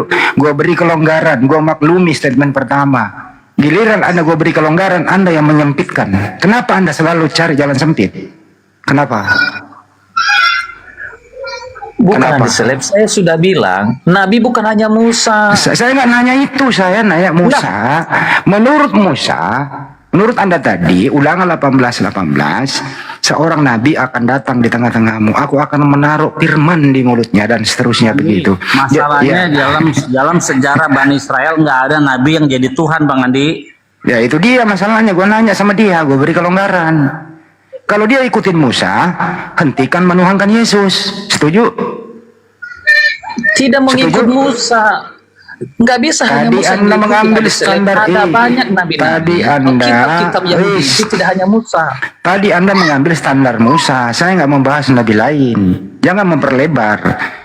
Loh, yang menulis tentang Yesus bukan hanya Musa. Saya hanya membahas Musa tadi. Daniel, Nabi Mika. Saya nggak nanya itu. Saya nanya menurut Musa, Yesus Nabi atau Tuhan?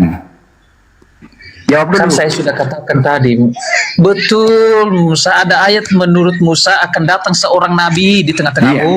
Berarti menurut Oke. Musa Yesus adalah Nabi. Betul? Iya, udah saya baca. Iya, baik. Musa, Anda percaya nggak omongan Musa Yesus adalah Nabi? iya dia nabi. Baik, berarti Yesus bukan Tuhan menurut Musa. Lah dari mana kesimpulan? Makanya saya bilang Yesus diam dulu. Nabi bukan hanya Musa. Diam dulu, saya kan hanya itu, jangan memperlebar. Kau sendiri gua beli kelonggaran, kau pula yang menyempitkan dirimu gitu loh. Bang Billy, ada nggak pengajaran zaman dulu itu Nabi itu bisa menjadi Tuhan? Di dalam Torah nggak boleh menuhankan orang, nggak boleh. Ya, Lois el Fekazib, Tuhan itu bukan manusia. Jadi tidak ada dari zaman Nabi pertama ya, dari Adam sampai Nabi Maleakhi, nggak ada pernah disembah gitu. Kalau ada orang yang bernama Yesus dalam bahasa Yunani kan, Yosos, dalam bahasa Ibrani Yehoshua. Kalau ada orang yang bernama Yesus yang disembah pasti pertama Yehoshua ben Nun, muridnya Musa, tapi nggak disembah gitu. Gue tadi Bang Billy udah kasih kelonggaran, is okay lah. Ulangan 18 itu adalah Yesus seorang nabi. Ya mestinya konsisten dong bahwa Yesus nabi bukan Tuhan. Kenapa Anda gue beri kelonggaran, Anda sendiri yang jatuh ke jurang? Kenapa? Kenapa nggak konsisten? Kenapa sih selalu bohong? Kebohongan ditutupi dengan kebohongan, kebohongan ditutupi dengan kebohongan. Kenapa Anda nggak mau jujur? Kenapa? Bisa saya jawab Bang? Sebuah nubuatan itu pasti ada namanya. Misalnya nama Mesias, ada namanya. Nama Elia, nanti akan datang Elia di akhir zaman, ada namanya. Nah Yesus nggak ada namanya dinubuatkan tertulis dalam seluruh kitab Nabi Yahudi. Mesias, seorang raja akan datang.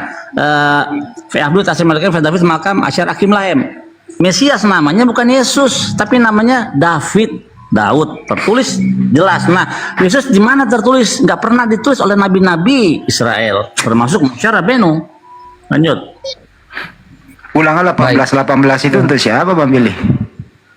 Bagus pertanyaannya. Jadi akan kubagikan seorang nabi dari tengah-tengahmu dan dari antara saudaramu.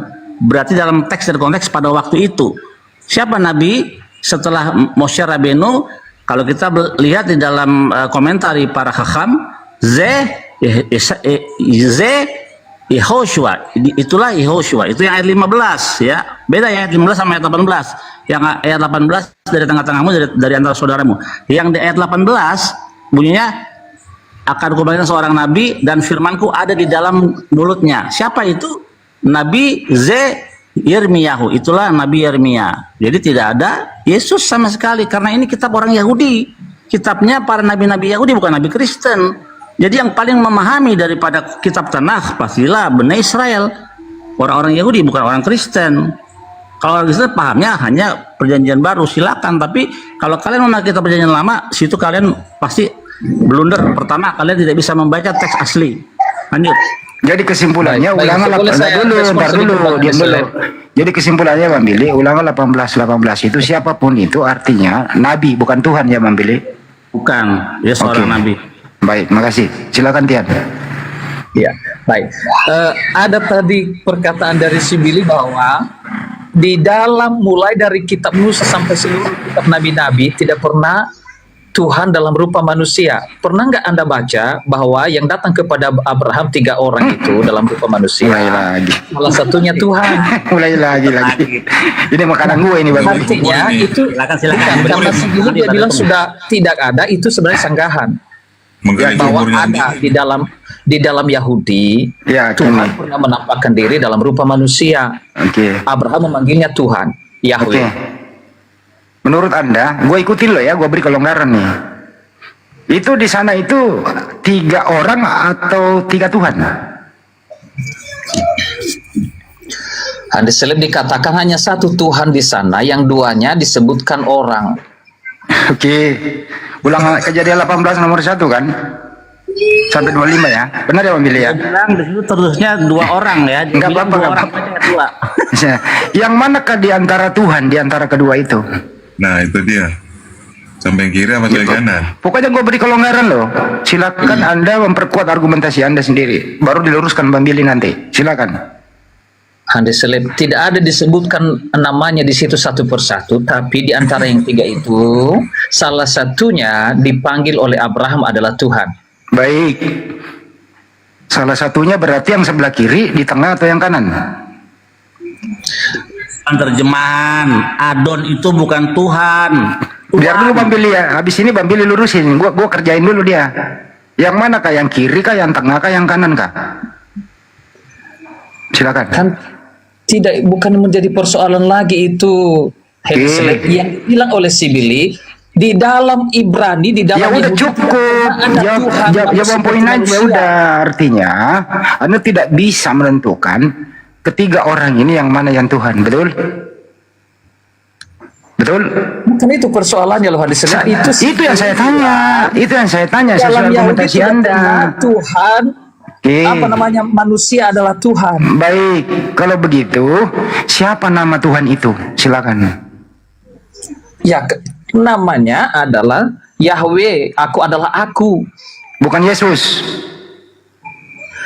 Ya ini sebenarnya nama Yesus bukan namanya, itu gelar juga. Saya nanya dulu, dengerin dulu. Di antara ketiga itu Anda nggak bisa menentukan kiri, tengah, kanan. Gua beri kelonggaran nih. Sekarang gua nanya, siapa nama Tuhan itu? Bukan soal namanya di sini. Terus apa yang kau mau Yang jelas, buktikan? Jawablah, apa yang kau mau buktikan? karena Apa? Di dalam kitab Musa, Saya Allah nggak nanya itu. memberitahukan- Benar, Saya dulu. nanya. belum sempat saya jawab. Enggak. Kau menjawab nggak ditanya. Siapa nama Tuhan itu? Makanya di dalam Alkitab kami tidak ada nama proper name hadis Oke, baik. Berarti bukan Yesus ya? karena Yesus Allah memperkenalkan kepada Musa, aku Allah Oke, Abraham, baik. Allahnya Isa. Berarti tidak ada namanya. Jadi Tuhan tanpa nama itu ya? Tuhan tidak bisa diberikan nama karena tidak ada nama yang bisa Iya, memberikan artinya Tuhan yang Anda maksud adalah Tuhan tanpa nama, betul? Tuhan. Dia bilang aku adalah aku, Iya, namanya siapa? bukan nama yang diperkenalkan di Saya sana. nggak nama. Iya, tapi kan bukan berarti kalau dia tidak ada Jawab nama aja. berarti dia Tuhan. Siapa namanya? Sudah bukan saya Yesus, bilang gitu aja Tian. Gitu loh. Kalau begitu saya persingkat. Itu Yesus atau bukan itu? Iya, Yesus juga bersama Yesus adalah Tuhan. Saya nggak nanya. Yesus nggak yang turun itu di antara ketiga orang ini itu salah satunya Yesus atau bukan? Saya tidak mengatakan apakah itu Yesus atau tidak. Ya, lu diam berarti lu ngomong berstatement menyalahgunakan kitabnya Yudaism bahwa itu ketiga orang itu adalah salah satunya Tuhan. Kau nggak bisa buktikan apa-apa. Berarti nilaimu di sini mohon maaf kamu 0. Saya kembalikan ke Bang Billy. Apa benar tuh di antara ketiga orang itu salah satunya Tuhan, Bang Billy? Silakan Bang Billy luruskan. Sekarang kita buka dalilnya, kita buka ininya, kitabnya. Tunggu ya. Oke. Adon ya, Adon. Ya, coba Bang Tian dibaca, Bang Tian. Bang Tian. Coba dibaca. Buka mute-nya Bang Tian, buka mute. Bang Tian, Jujur kalau nggak tahu baca, Bang Tian. silakan dibaca. Nah, pasti nggak bisa. Jadi nggak mungkin orang yang tidak bisa membaca lebih memahami dari orang yang bisa membaca, karena metode untuk belajar sesuatu itu harus bisa membaca, baru dia bisa memahami. Nah, di sini kata yang terjemahkan sebagai menampakkan diri, padahal cuma satu kata, fayera, satu kata. Kalau menampakkan diri kan dua kata. Nih, fayera artinya muncul kepada Abraham. Siapa? YHWH. Jadi yang muncul kepada Abraham tidak disebut dalam bentuk wujud ini ya, muncul kepada Abraham di pohon mamre ya, waktu hari sedang panas. Jadi yang muncul kepada Abraham adalah YHWH. Ini ya. Satu. Nah, ayat 2. Faisa ela fayar hine selosya anasim, maka dari Abraham mengangkat matanya, dari kejauhan dia melihat 3 orang. Nah, ini YHWH, ini orang, beda. Ini YHWH, ini orang. Jadi ada berapa entitas di sini? Abraham dengan Tuhan. Ya. Terus baru ada 3 orang. Jadi ada berapa entitas di sini? Kalau kita hitung-hitungan. Coba, Tian. Ada YHWH, ada 3 orang. Ada Yahweh, ada Abraham, ada 3 orang. Ada 3 orang, iya. Jadi berapa entitas? 5. Oh, Tuh, betul. 5. 5. Nah, Bang, siapa? Billy, itu di ayat 33-nya sebenarnya Anda berkutat-kutat di situ. Lalu pergilah Tuhan setelah ia berfirman kepada Abraham. Jadi dari ayat sebelumnya itu dia ngobrol-ngobrol berhadapan muka kepada Mengenai 3 rupa orang manusia itu itu. malaikat. Ini Dan 3 ayat orang 33 itu, lalu pergilah YHWH. Dan itu kan proses Sodom Gomora, Bang Billy ya. Nggak tahu dia. Iya, jadi gini, kita jangan ke situ dulu. Kalau mau ke ayat 30, selesaiin dulu ini secara hitung-hitung matematis. Nah, kalau ini kan ada lima entitas di sini, Abraham dengan Tuhan dan 3 orang. Ini kan Abraham sama Hasem sedang di bawah pohon. Nah, tiba-tiba Abraham mengangkat matanya melihat dari kejauhan 3 orang. Jadi ini Tuhan, ini orang, beda. Nih, Selosa Anasim 3 orang. Nah, tidak dibilang satunya ini Tuhan, nggak ada. Justru yang benar gini, Abraham dengan Hasem, ya, baru dari kejauhan melihat 3 orang. Jadi ini posisinya di bawah pohon, ini dari jauh dilihat. Baru habis itu disamper oleh Abraham. Begitu. Jadi bukan satunya Tuhan. Bang Billy, ntar dulu, nanya Billy dulu. Di antara kelima ini, Bang Billy, ada nggak tuannya Sitian di sini Yesus? Nggak ada, itu kan ya, belum nggak ada. ada. Ya, makasih. Lanjut. Ini kan namanya bukan Yesus tuh. Yud He Vav He tuh, bukan Yesus. Oh, berarti bukan Yesus ya? Iya. Kasih Bang Billy. Sebenarnya di ayat pertama itu Tuhan menampakkan diri kepada, itu prolognya. Nggak ada. Bagaimana Tuhan menampakkan diri kepada Abraham? Itu ayat keduanya, Billy. Ini satu kata. Ini nggak boleh kamu terjemahin begitu. Kalau kamu nggak bisa baca Ibrani, percuma kamu berhadapan dengan saya. Karena ini hanya satu kata. Fayera itu appear, muncul. Ya, bukan menampakkan diri. Itu 2 kata. Ini satu kata, Fayera. Iya, Billy, yang Tuhan di situ juga, makanya saya bilang hanya satu Tuhan di situ, Billy. Makanya di ayat 33-nya itu lalu Tuhan meninggalkan Abraham, sedangkan yang 2-nya pergi ke Sodom. Ya, jadi selesaiin dulu. Tadi kamu bilang 3 orang ini satunya Tuhan kan? Di mana ayat yang menyatakan ini satunya Tuhan? Sementara kita lihat ayat 33, Billy. Jangan ke 33 dari yang 3 itu. Selesain ini dulu, 33 kita ke sana. Sekarang selesain dulu. Kau bilang salah satunya 3 orang ini satunya Tuhan yang jadi orang gitu kan? Di mana ayat yang menjelaskan? Sementara ayat kalau kita baca tanpa tafsir begini, Hasem dengan Tuhan di bawah pohon. Tiba-tiba dari kejauhan mengangkat mata Abraham melihat ada 3 orang. Jadi ada 5 entitas, bukan satunya ini jadi manusia Tuhan. Anda bilang tidak perlu tafsir, tapi itu Anda sudah menafsirkan. Ya, kalau Anda tidak perlu tafsir, baca ayat-ayatnya. Ini ayat-ayat selanjutnya. Jadi itu artinya Anda tidak menafsir. Loh, ini saya nggak menafsir. Ini kan nih lihat, ini Abraham dengan Tuhan di bawah pohon, betul? Betul nggak? Nah, bukan Abraham di bawah pohon. Baca ayatnya segera. Baca ayatnya nih. Hasem muncul kepada Abraham di bawah pohon Mamre ketika hari sedang panas. Nah, tiba-tiba dia mengangkat hilifis eyes, dia mengangkat matanya dan melihat apa? 3 orang, 3 men, bukan Tuhan satunya. Tuh. Iya, makanya saya bilang Billy baca ayat selanjutnya itu dijelaskan. Yang 2 disuruh ke Sodom. Yang satunya itu adalah Tuhan. Makanya Anda sudah bilang satunya Tuhan. Ya, Anda sudah menafsirkan, tapi bilang aku tidak menafsirkan. Penjelasannya kalau mau tahu, baca ayat-ayat selanjutnya. Selesaiin dulu ini. Ini ada berapa entitas di sini di dalam 1 dan 2? Coba, aku mau tahu itu hitungan kamu.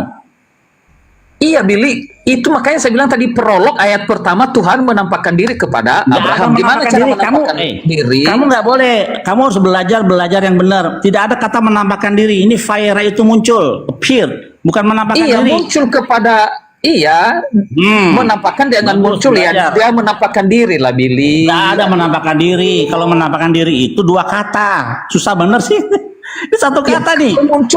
Muncul di hadapan Abraham bukan menampakkan diri. Dia yang tidak ada sebelumnya di hadapan Abraham tiba-tiba ada di hadapan Abraham. Apa itu? Ada dalam bentuk. Tidak ada bentuk. Tuhan itu tidak berbentuk. Makanya dibilang dia bukan manusia. Apa yang makanya untuk menjawabnya Billy baca ayat selanjutnya. Salah satu di antara yang 3 itu yang dikatakan 3 orang itu adalah dipanggilnya Tuhan. Iya, di mana dipanggilnya Tuhan? Baca ayat-ayat selanjutnya. Iya, di mana dipanggil Tuhan? Coba di mana? Di mana? Itu makanya kesimpulannya ada di Iya, mana ayat. dia dipanggil Tuhan? Salah satunya dipanggil Tuhan di mana coba?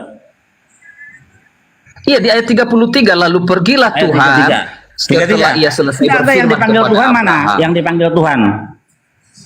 Mana yang dipanggil Tuhan dari ketiga orang itu? Yang satunya Tuhan. Ayo. Mari kita periksa. Yang mana? Yang dipanggil Tuhan. Bukan tentang salah satunya yang dikatakan di situ, saya tidak bisa menambah-nambahin, Billy. Enggak, tadi kan kamu bilang satunya dipanggil Tuhan. Yang Salah satunya di antara yang tiga itu adalah Tuhan. Tapi kalau Anda bertanya Tadi yang kau mana ada- nomor satu tadi dan kau nomor bilang dua, tadi ada kau bilang satunya dipanggil Tuhan. Yang mana yang dipanggil Tuhan? Tadi kan kau ngomong begitu. Saksi di bawah banyak tuh. Gak apa-apa, kita kan belajar nih. Betul dia ngomong gitu Benernya. tadi. Betul dia ngomong Iya. gitu tadi. betul saya ngomong, tapi bukan, saya tidak bisa menentukan karena tidak dicatat di sana. Oh, nomor satu lah yang dipanggil Abraham dengan Tuhan. Iya, Itu saya makanya- menambah-nambah, Billy. Ya di mana dari tiga orang itu satunya dipanggil Tuhan. Coba yang benar dulu lah. Jadi kita enak belajarnya. Salah satunya dipanggil Tuhan. Mana? Iya, Billy, itu makanya baca kisahnya. Artinya yang dua orang, makanya dikatakan ada tiga tadi orang kan? Yang dua orang itu pergi ke Sodom, sedangkan dipanggil Tuhan yang mana? Yang Abraham dipanggil adalah Tuhan? tetap di hadapan Tuhan. Yang dipanggil Tuhan yang mana?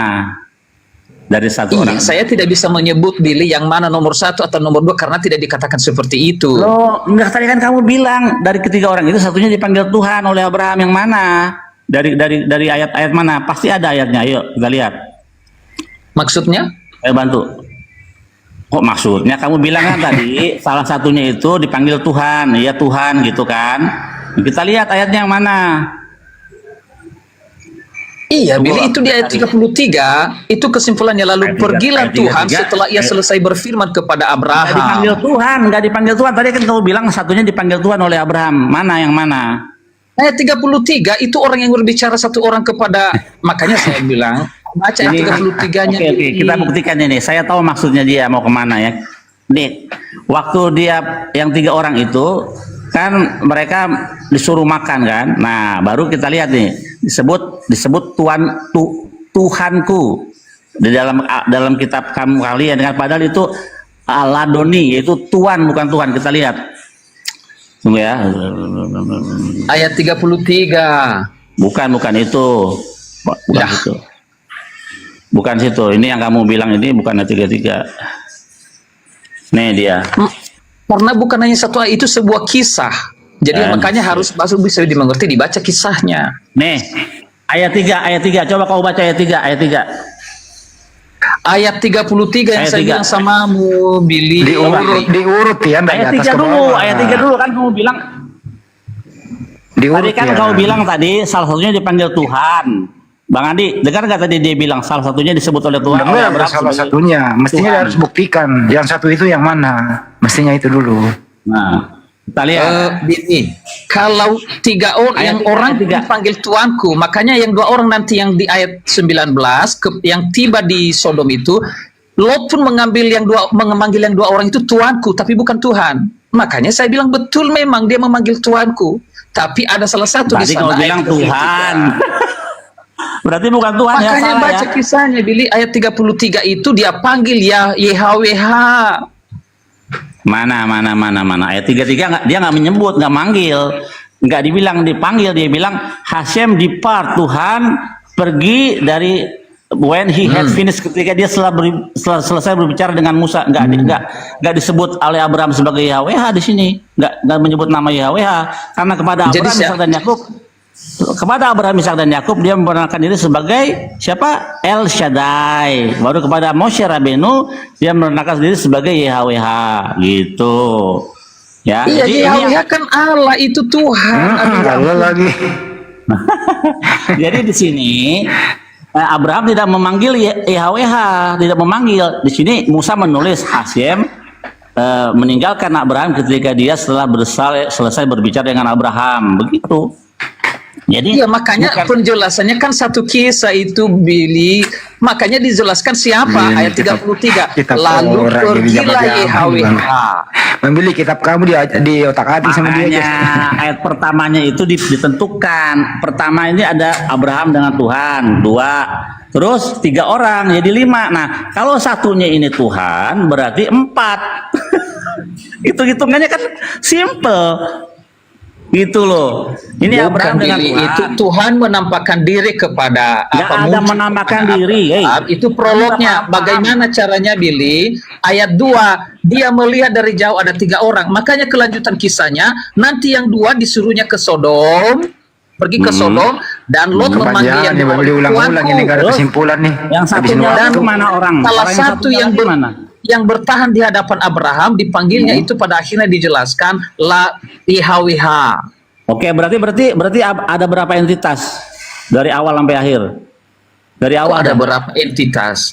Loh, iya, Tuhan betul. menampakkan diri kepada Abraham yang satu Berapa orang itu tuh? tadi di antara yang Oke. 3 itu ada satu yang dipanggilnya Oh, nggak YHWH ada, dulu. nggak ada kata di antara ketiga itu satunya Tuhan nggak ada. Justru Makanya ayat 3 itu Billy yang nggak berpindah ada, kepada nggak ada. Abraham. Itu tafsir Anda, tafsir Kok Anda tafsir itu. aja? Itu mulai dari ayat apa dia berdebat kalau boleh kalau ada kalau ada 50. Dia berdebat terus sama Tuhan yang ada di hadapannya Iya, itu. tapi itu tidak dibilang satu itu Tuhan menjadi manusia, nggak ada. Di sini pun ayat 1 nggak ada Tuhan menjadi manusia. Iya, makanya kesimpulannya ayat 33 Billy itu adalah YHWH, lalu pergilah YHWH. Astaga, ayat 33 itu YHWH meninggalkan Abraham ketika selesai berbicara. Iya. Sudah begitu. Jadi ayat 33 itu apa? YHWH kan? YHWH terus Ya kalau Iya. memang Ya, itu memang dia. ada di Dari sana muncul. kisahnya, Billy. Tahan dulu. Kepanjangan ini mah nggak ada. Lu karena tiap dia ngeyel dari kayak awal dia. sudah ada. Tuh. Dari awal sudah ada dengan Abraham sebelum 3 orang ini datang. Logikanya kamu kok nggak bisa pakai otak ya. Ini kan awalnya Tuhan dengan Abraham, tiba-tiba ada lihat 3 orang. Jadi ada 5 entitas di sini. Nah, Tuhan dengan Abraham sampai akhirnya nanti sampai selesai. Nah, ketiga orang ini siapa mereka? Mereka adalah malaikat. Siapa malaikat? Siapa mereka? Gabriel, Rafael, dan Mikael. Untuk apa Rafael? Untuk menyembuhkan luka sunat Abraham setelah 3 hari. Untuk apa Mikael? Untuk memberikan wahyu bahwa tahun Di depan. mana Diam dulu, namanya Kak. Rafael? Justru Diam Anda dulu, yang Kak. menafsir. Oke, Diam dulu, Kak. siap. Oke, kita siap. Kita pakai Torah CBLP. Itu Anda menafsir Diam kalau dulu, udah begitu. diam dulu kau. Oh iya, kita lihat. Sekarang nanti habis ini saya tanya tafsiranmu itu Yesus tertulis di mana? Oke. Oke, habis ini Bang Andi dijaga. Habis ini Catat. tunjukin, Gua catat. di mana dalilnya dia mau ke Yesus. Itu urusan gue itu Bang Billy nanti. Ya, tunggu bentar. Mana sih buku migrasnya nih?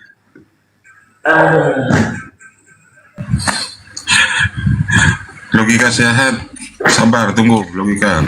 Bang Billy jangan bingung gimana mau menjelaskannya. Kau ini yang kocak Bingung, itu kita kau kan lagi Tian. nyari Kau yang sumber, kocak Tian. Kau nggak bisa jawab tadi pertanyaan. Oke. Visitation of the Angel ya. Nih. Ini namanya Torah CBLP, Visitation of the Angels ya. Ya, kunjungan para malaikat. Meanwhile Abraham beheld 3 men. Sementara waktu Abraham melihat 3 orang. 3 orang ya. They were nih ya. Meanwhile Abraham beheld 3 men. Dia melihat 3 orang, bukan Tuhan, bukan 3 Tuhan, 3 orang. They were, mereka siapa? Mereka adalah Mikael, Gabriel, Rafael. Jedor. Oke. Giliran Tian. Sekarang giliran Tian, Anda harus pakai referensi apa sehingga Anda mengatakan di antara ketiga orang itu salah satunya adalah Tuhan. Anda pakai referensi apa? Silakan. Tian, Anda pakai referensi apa? Di antara ketiga orang itu adalah salah satunya adalah Tuhan. Tidak perlu referensi yang lain selain Ya, daripada Alkitab itu Udah sendiri. lu diam, nggak ada referensi, nggak ada, diam. Berarti kau hanya nebak-nebak aja. Pertanyaan ke Bang Billy, lu Pak, diam itu dulu. sudah Lu kisahnya sudah tertulis dengan itu jelas. berarti asumsi, diam. Saya mau nanya ke Bang Kita Billy, tidak diam perlu dulu. menafsirkan yang Diam lain dulu, Alkitab sendiri. diam. Ya ampun. Diam. Kalau boleh juga menjawab, kalau bisa, kalau nggak apa-apa. Bang Billy, pernah nggak Tuhannya Abraham itu menjadi orang? Nggak pernah. Lo Israel Likazef, Tuhan itu bukan manusia. Zakaria juga bilang begitu, Tuhan bukan manusia. Baik. Tian, pernah nggak Tuhannya Abraham menjadi orang? Silakan Tian. Ini kesimpulan pertanyaan. Itu kan sudah dijawab di Jawab pasal aja. menampakkan diri. Pernah Berarti nggak kalau Tuhan- dia menampakkan diri itu bisa dilihat. Berarti Oke. seperti makhluk. Oke, berarti Tuhan pernah menjadi makhluk. Betul? Menampakkan diri dalam rupa makhluk. Iya, berarti Tuhan pernah menjadi orang, betul? Yakin? Jawab yang Menampakkan tuntas. diri, hakikatnya tidak berubah. Jibril pun mengambil rupa manusia. Nggak usah ke sempurna. Jibril, ini Hakikatnya Tuhan. tetap Jibril. Kalau itu Baik. makhluk Tian. Berarti Tuhan pernah jadi orang, betul? Betul? Menampakkan diri dalam rupa orang. Iya, orang itu Makanya adalah. contohnya supaya hadis lain dengerin mengerti, dulu Jibril pertanyaannya. menampakkan diri. Dengerin, jangan dipersulit. Jadi orang itu adalah Tuhan, betul? Jawab aja. Jadi orang itu adalah Tuhan, betul? Ia menampakkan diri dalam rupa orang. Iya, orang itu adalah Tuhan, betul? Dia tetap Tuhan tapi dia menampakkan diri dalam rupa orang di mana? Iya, jadi waktu dia menjadi orang itu adalah Tuhan, betul?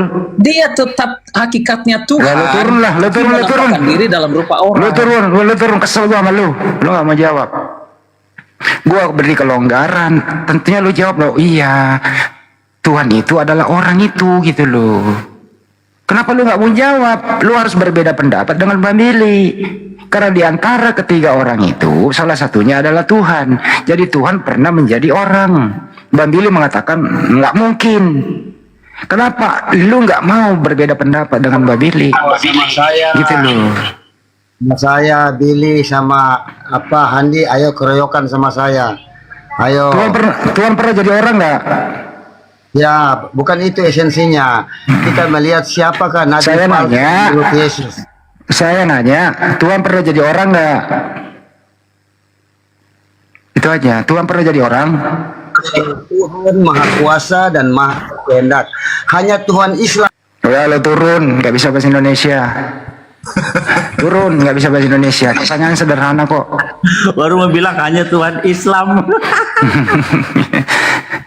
Mestinya Bang Billy nanya, saya tanya, Bang Billy, Tuhan pernah jadi orang nggak, Bang Billy?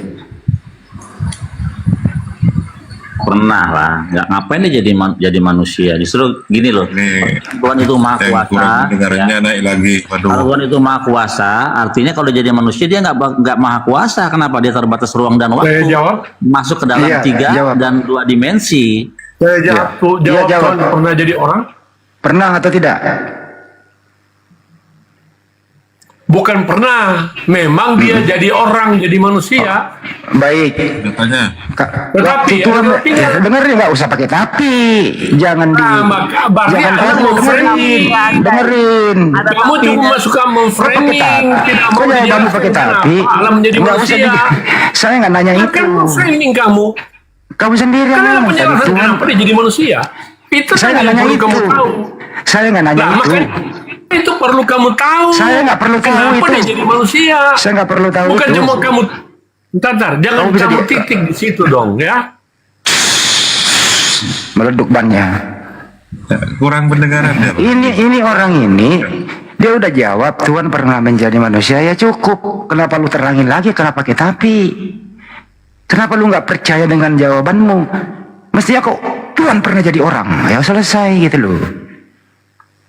Kenapa lu menjawab sendiri pertanyaanmu lanjutannya? Saya nggak nanya kok. Saya nggak mau tahu itu gitu. Kalau Tuhan pernah menjadi orang, pernah menjadi manusia, pertanyaan selanjutnya, waktu Tuhan menjadi manusia, siapa yang Tuhan? Kau udah Ini jadi mungkin manusia. Bang Andi. Kristen mungkin agak jujur ini, logika sehat. Dari tadi kan ditanya, logika sehat dibuka duitnya. Ini kenapa lagi orang sakit suruh naik sini ah? Ini gue masak diturunin. Orang sakit. Masak. Bang Billy, Logika sehat silakan. Bang Billy, kalau Tuhan pernah jadi manusia, ini Tuhan nih jadi manusia nih, apakah masih ada Tuhan? Dia makanya. Nggak ada lagi Tuhan, orang jadi manusia kok. Makanya kemarin pelajaran bagus hari Sabat tentang manusia yang mengaku-ngaku sebagai Tuhan, namanya Firaun. Dalam Midrash dijelaskan. Jadi ketika Firaun itu setiap pagi keluar untuk buang air, tapi nggak boleh kelihatan orang-orang. Nah, pada waktu dia buang air di Sungai Nil itu, Musa nongol, apa yang kamu lakukan? Buang air. Loh, kok katanya kau Tuhan kok buang air? Gimana? Tuhan kok berak gitu? Ya karena apa? Karena Tuhan punya anus, jadinya pasti berak gitu. Konsekuensi begitu. Sama Tuhan kalau jadi manusia punya penis, punya pepen, begitu, punya anus dan punya pepen. Fungsinya apa? Untuk mengeluarkan sesuatu dari situ. Konsekuensi Tuhan begitu kalau jadi manusia. Lanjut. Kalian memang manusia sesat yang nyata. Nah, ini apa lagi nih? Apa lagi nih? Yesus is King, Raja. Kalau mau diskusi, tanggapi itu. Tuhan pernah jadi manusia nggak? Tanggapi aja. Nggak usah menyesatkan orang di sini. Kalau punya ilmu, tanggapi. Setuju nggak Tuhan pernah jadi manusia? Namanya Yesus is King, tapi nggak ada di dalam tanah. Yesus. Iya, tapi nggak ada di dalam. Tapi nggak ada Yesus. Tapi tidak ada Yesus sebagai raja yang akan datang di dalam kitab orang Yahudi. Dalam kitab tanah nggak ada. Bro, waktu Tuhan disebut raja kok. Di mana Yesus pernah jadi raja? Tertulis di mana? Ya di kitab Yesaya. Baik. Yesaya sendiri yang melihat. Baik. Di mana kerajaannya? Di mana kerajaannya Yesus? Ya kerajaannya dari atas, dari sorga. Di bumi nggak ada. Bukan dari dunia ini. Oh, di bumi nggak jadi raja. Dia sendiri yang mengatakannya. Oh, jadi bumi nggak ada kerajaannya. Dia kan berasal dari atas. Saya nggak nanya berasal dari mana. Kerajaannya Saya bukan dari tanya, dunia ini. apakah di bumi dia adalah raja? Iya, raja. Di mana kerajaannya kalau dia raja? Kerajaannya dari sorga. Saya nggak nanya di surga, di bumi yang saya tanya. Dia raja. Dia raja juga di bumi. Macet. Macet kan? Di mana kerajaannya di bumi? Di mana kerajaannya di bumi? Macet kan? Macet. Gimana? Di mana kerajaannya di bumi? Dia aja di mana? Untuk kedua kalinya aja sebagai raja. Di mana kerajaannya di bumi? Di mana? Dia raja atas alam semesta lah. Kerajaannya di mana? Raja itu punya istana. Raja itu punya istana, punya permaisuri. Di mana? Punya pasukan, betul. Punya pasukan. Di bumi kan dia di bumi sebagai hamba. Oh, hamba, berarti bukan raja. Datang sebagai hamba. Cukup. Tapi dia kan juga berkata. Udah dijawab. Lu turun. Ternyata Yesus bukan raja, dia hamba. Udah cukup. Saya paling gak suka orang lo kalau nggak ngerti bahasa Indonesia. Raja itu teman, Mbak Billy luruskan. Raja itu pertama punya kerajaan, punya istana, punya permaisuri, punya pasukan. Betul Mbak Billy? Makanya lambang pemerintahan ada di bahunya. Iya. Punya kerajaan. Itu Hizkia. Ini ke logika sehat dulu, logika sehat dibuka mute-nya. Logika sehat. Bisa nggak sih itu berpendapat, tapi jangan terlalu terdoktrin iman buta saja, tapi terbukti gitu loh. Apalagi ini kan di bumi. Pak Mandi terlalu memaksakan kalau Yesus itu pernah menjadi raja di bumi ini, terlalu berhayal. Kenapa? Karena dalam nubuatan di akhir zaman nanti, raja di Israel nanti namanya bukan Yesus. Misalnya Yeremia 39. Fe'afdu etasem Elohim fe'et David malkam asyar akim lahem. Hosea 3 ayat 5 bunyinya apa? Akhar jasuhu bani Israel fiksu etasem fe'et David malkam ufakadu el hasem betufo be akharit hayamim. Artinya bahwa akhir zaman nanti bangsa Israel akan kembali kepada Tuhan dan pada Daud raja mereka, dan akan gemetar kepada Tuhan dan kebaikannya di akhir zaman nanti. Dan di kitab Zakaria Yeskiel 39 dikatakan hambaku Daud akan menjadi mime olam, menjadi raja selama-lamanya. Jadi nubuatan pun tidak pernah Yesus dinubuatkan akan sebagai menjadi raja Israel di bumi, nggak pernah. Tapi yang menjadi raja namanya David gitu. Nabi Daud, teman-teman, Nabi Daud raja. Ini David. Logika sehat, monitor? Ya, ya. Ya, apakah di Kejadian 1:26 itu sudah ada Yesus yang menciptakan langit dan bumi? Yang jujur, logika sehat sebagai seorang Kristen. Bisa jadilah. Astagfirullah. Kan sebelum dunia ada, dia dulu yang ada kan gitu. Bukan itu pertanyaan tadi, ini tadi. Kamu setuju nggak tadi itu Abraham itu menemui 3 orang, ditemui 3 orang. Di antara ketiga orang itu salah satunya Tuhan. Kamu setuju nggak itu? 3 orang di antara 3 orang salah satunya Tuhan. Iya. Ya enggak lah. Kan yang kita bicarakan di sini kan yang Maha Kuasa kan? Iya betul. Ya enggak lah. Oh, berarti temanmu tadi ngeyel itu. Tidak mungkin Tuhan turun menjadi orang gitu ya?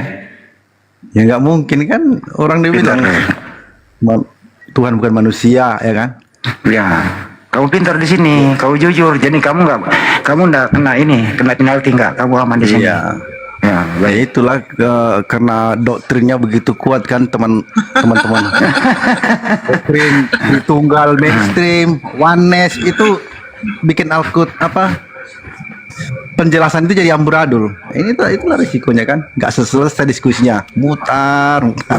Bahasa Indonesia menjadi ngaco. Itulah gara-gara kata logika kan Yesus bukan Tuhan pencipta logika. Iya kan? Bukan, malah ciptaan pertama yang ada di situ ditulis. Nah tuh, Bang Hendy. Dia paham kalau logika ini. Dia kan maksud saya lolos dia di sini dia nggak mendapat siksa di sini dia nyaman di sini. Logika nyaman di sini. Misalnya tadi kan kayak Bang Handi tadi kan yang pertama itu nabi. Apakah dia nabi? Iya. Apakah dia Tuhan? Ya nggak mungkin dia Tuhan Maha Kuasa. Dia nabi juga kan udah konyol kan? Nah, masa utusan adalah yang diutus? Bagaimana itu logikanya kan nggak mungkin. Nah, kamu lulus di sini, kamu nggak tersiksa di sini kalau begitu caramu. Ya, betul. Lolos dia Bambil ya, nggak tersiksa ya. Namanya nabi itu utusan, diutus oleh Tuhan kepada suatu kaum dikirimnya. Maka terus kalau jadi Tuhan juga, Tuhan mengutus Tuhan dong. Nah, siapa dulu yang baru masuk ini? Intinya kalau begini Pak logika, kamu tetap jadi Kristen aja, tapi kamu masuk akal lah sedikit gitu kan, nggak tersiksa kalau di sini. Tetap jadi Kristen bro, nggak apa-apa, aman itu.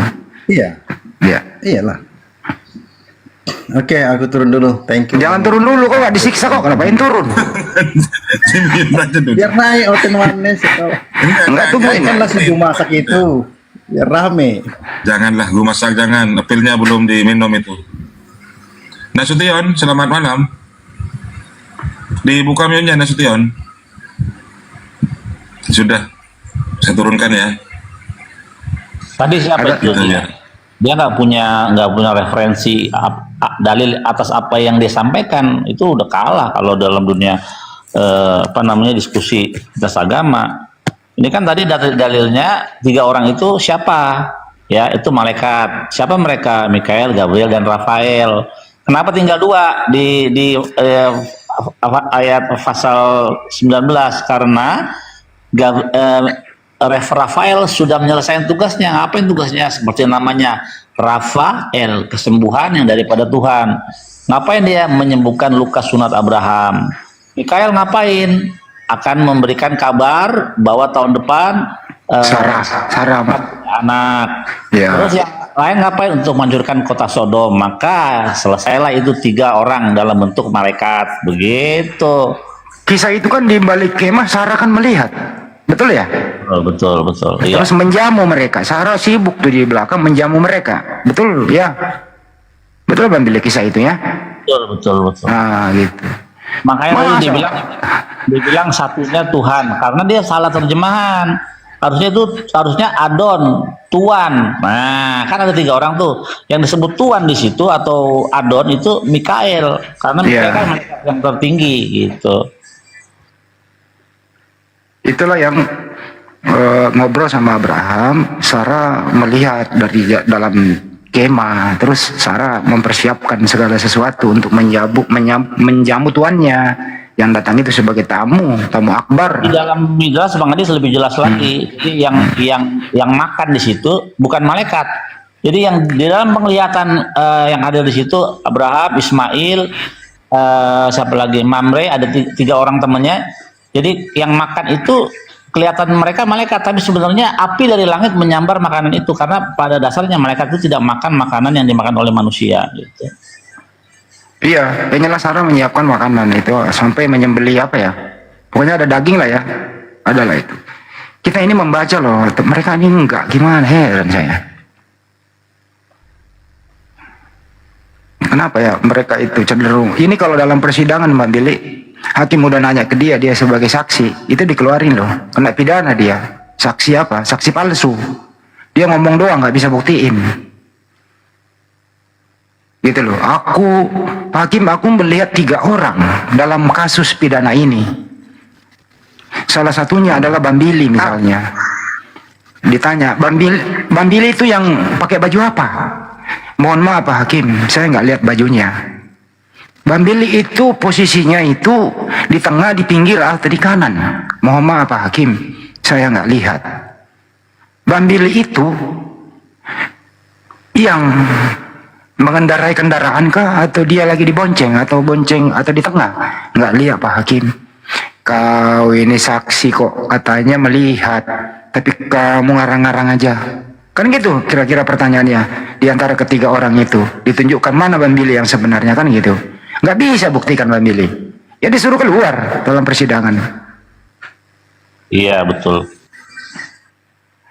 Jadi teman-teman Kristen itu kalau membaca kitabnya orang Yahudi, itu masalah yang selalu saya bilang, pakai sensor Tuhan menjadi manusia. Jadi nggak akan paham-paham sampai kapanpun kebenaran dari Tuhan, dari Tuhannya Musa, nggak paham.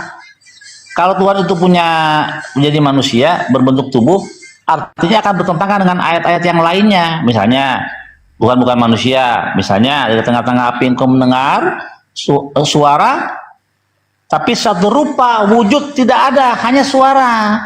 Call di Farim, hanya suara yang kalian dengar, tidak ada rupanya. Nah itu kan bertentangan, makanya kalian bingung sendiri ketika membaca 1 atau 2 ayat yang menyatakan Faera. Udah gitu terjemahannya lebih gila, menampakkan diri. Itu kan kacau terjemahannya. Faera itu appear, muncul. Apa yang muncul kepada Abraham? Ya, Hashem. Dalam maksudnya dalam hal apa itu? Memberikan vision, penglihatan kepada Abraham bahwasanya nanti tahun depan akan punya anak dan menghancurkan Sodom dan apalagi menyembuhkan luka Abraham. Kelar begitu. Dan terbukti Sodom hancur. Sarah punya anak gitu. Abraham sembuh lukanya. Betul. Jadi tidak ada hubungannya satu itu Tuhan menjadi manusia. Hitungannya nggak masuk. Jadi 4 entitas yang ada di situ. Intinya kan doa Sarah berdoa punya keturunan, ya turunlah itu benar. Habis itu kan Sarah mengandung, ya Ishak lahir, kan gitu Bang Billy ya. Betul. Susah amat sih jadi orang. Di antara ketiga. Masalah ini kitabnya orang Yahudi ini bukan kitab kalian Kristen. Jadi nggak mungkin kalian lebih tahu dari saya, nggak mungkin. Mantap. Boleh aplaus kepada Bang Billy. Tidak mungkin 3 orang salah satunya adalah Tuhan. Enggak mungkin, enggak masuk akal.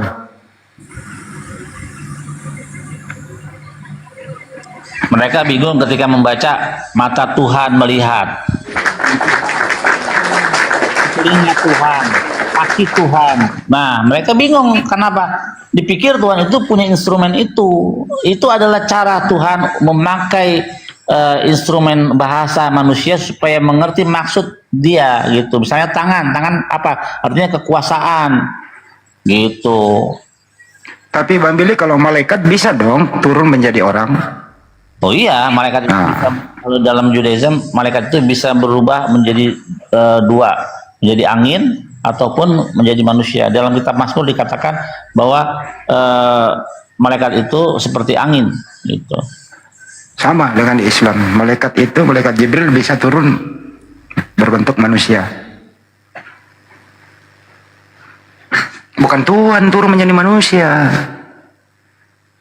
Gimana ceritanya kalau Tuhan turun menjadi manusia? Terus Tuhannya yang mana? Hilang dong itu Tuhan. Gimana? Siapa yang jaga alam semesta kalau Tuhan turun jadi manusia? Siapa yang ngatur? Pemilik siapa yang ngatur kalau Tuhan turun menjadi manusia? Itu dia masalahnya, ya kan, kacau. Kalau Tuhan di dalam tubuh manusia, dia terbatas ruang dan waktu, nggak mungkin ada di waktu yang bersamaan di Amerika, di Afghanistan, di Prancis, nggak mungkin. Adanya di Indonesia misalnya Tuhannya, ya udah di Indonesia terus, dia nggak bisa di waktu yang sama di tempat lain. Apalagi transit dalam kandungan 9 bulan. Itu dia makanya Tuhan yang jadi manusia atau manusia yang jadi Tuhan itu pasti berak, seperti Firaun berak. Itu konsekuensinya kalau manusia jadi Tuhan atau Tuhan jadi manusia, dia punya anus dan organ tubuh lainnya sama seperti kita, digunakan itu semua. Pemilik, Tuhan yang ngatur manusia atau manusia yang ngatur Tuhan? Kita diatur lah sama Tuhan lewat. Oh, bukan manusia yang ngatur Tuhan? Bukan dong. Oh. Tapi kayak Kristen yang tadi dia ngatur Tuhan loh itu. Iya, teman-teman Kristen kan memang yang pertama kita harus akuin mereka nggak memahami Torah di dalam teks asli. Makanya diakui ada 6.000 kesalahan terjemahan. Ini dari otoritas Kristen pendeta loh yang LAI. 6.000 kesalahan. 6.000 itu bukan sedikit. Ya, berarti kalian menyandarkan iman kalian kepada terjemahan yang 6.000 kesalahannya banyak. Ada. Kok bisa begitu kalian tetap bersandar kepada kitab yang salah, 6.000 kesalahan? Itu soal pertanyaan yang miris sebenarnya buat kalian. Kalau saya nggak perlu 6.000, satu kata doang salah semua. Tuhan menjadi Tuhan. Udah mulai ya itu doang, satu kata doang gua. Pak Jordan kemarin waktu itu kalau nggak salah di room ini juga, waktu masalah Akedah Ishak pada waktu dipersembahkan ke Abraham mempersembahkan anaknya, ya kan? Baru dibilang malaikat disebut Tuhan tuh. Mana? Padahal kita lihat Ladoni, ya Tuanku bukan Tuhan. Pak Jordan salah lagi. Itu emang Hineni. Ini aku waktu dijawab Abraham. Hineni. Hineni artinya ini aku, tapi terjemahnya ya Tuhan. Kita lihat deh, coba lihat ya. Kita lihat. Memang kacau. Jadi ini menyatakan bahwa malaikat itu jadi Tuhan nih. Ya.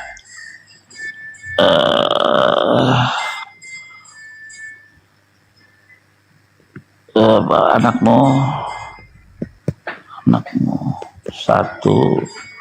satunya.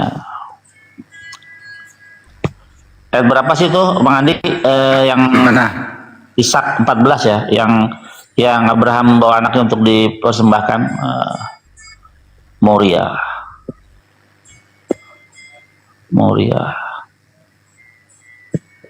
Nah, ini Kejadian 22 ya. Kejadian 22. Nah, ini terjemahannya kacau ini. Malaikat jadi disebut Tuhan. Nah, Kejadian 22. Kejadian 22 kita lihat ya.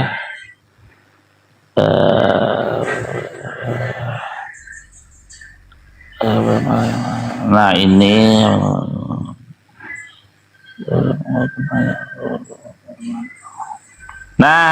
ayat 11. Tetapi berserulah malaikat Tuhan dari langit kepadanya, Abraham, sautnya, ya Tuhan. Mati gak lo? Ayat 11. Tuh, malaikat jadi Tuhan. Faikra elaf malak Hashem minasyamaim fayomer Abraham fayomer ini aku, bukan ya Tuhan. Itu kacau, Bang Andi. 22 ayat 11. Yang jelas yang dipersembahkan di situ bukan Ismail, bukan Ishak, tapi yang dipersembahkan adalah domba. Betul. Itu cuma alat uji doang ketaatan seorang Abraham. Itu ya nggak usah diperdebatkan di sana teman-teman di bawah ya. Betul. Jadi memang kacau teman-teman Kristen di dalam beriman memakai kitab lembaga Alkitab Indonesia itu udah nggak bisa lagi harusnya. Makanya Kristen yang sudah sadar meninggalkan LAI itu udah nggak dipakai. Terjemahan kitab suci nggak Pak Billy? Bukanlah, terjemahan itu bukan sesuatu yang absolut ya, tapi itu sebagai pengantar kita untuk memahami Karena ada bahasa Ibrani itu satu kata itu memiliki beberapa arti, ya.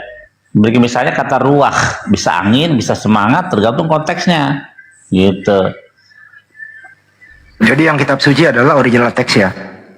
Original teks. Nah makanya ketika kita sudah belajar sesuatu, kita perlu siapa? Hakam atau ulama untuk menjelaskan. Nggak mungkin kita tuh siapa, kita nggak belajar Torah dengan benar seperti orang-orang yang belajar Torah dari umur 5 tahun sampai 18 tahun di Sifa. Makanya mereka yang lebih tak paham Taurat gitu. Apalagi teman-teman Kristen menjelaskan Taurat ya. Sama dengan Al-Quran, Nabi Muhammad yang mengajarkan kepada sahabat menghafal, kemudian sampai ke kita nih. Dan yang berhak menafsir itu orang yang paham. Iya, betul. Gitu.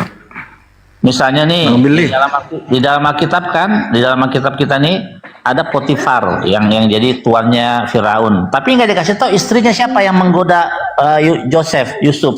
Siapa namanya? Zulaiha. Di dalam mana kita tahu, dalam oral Torah ada namanya Zulaiha, istri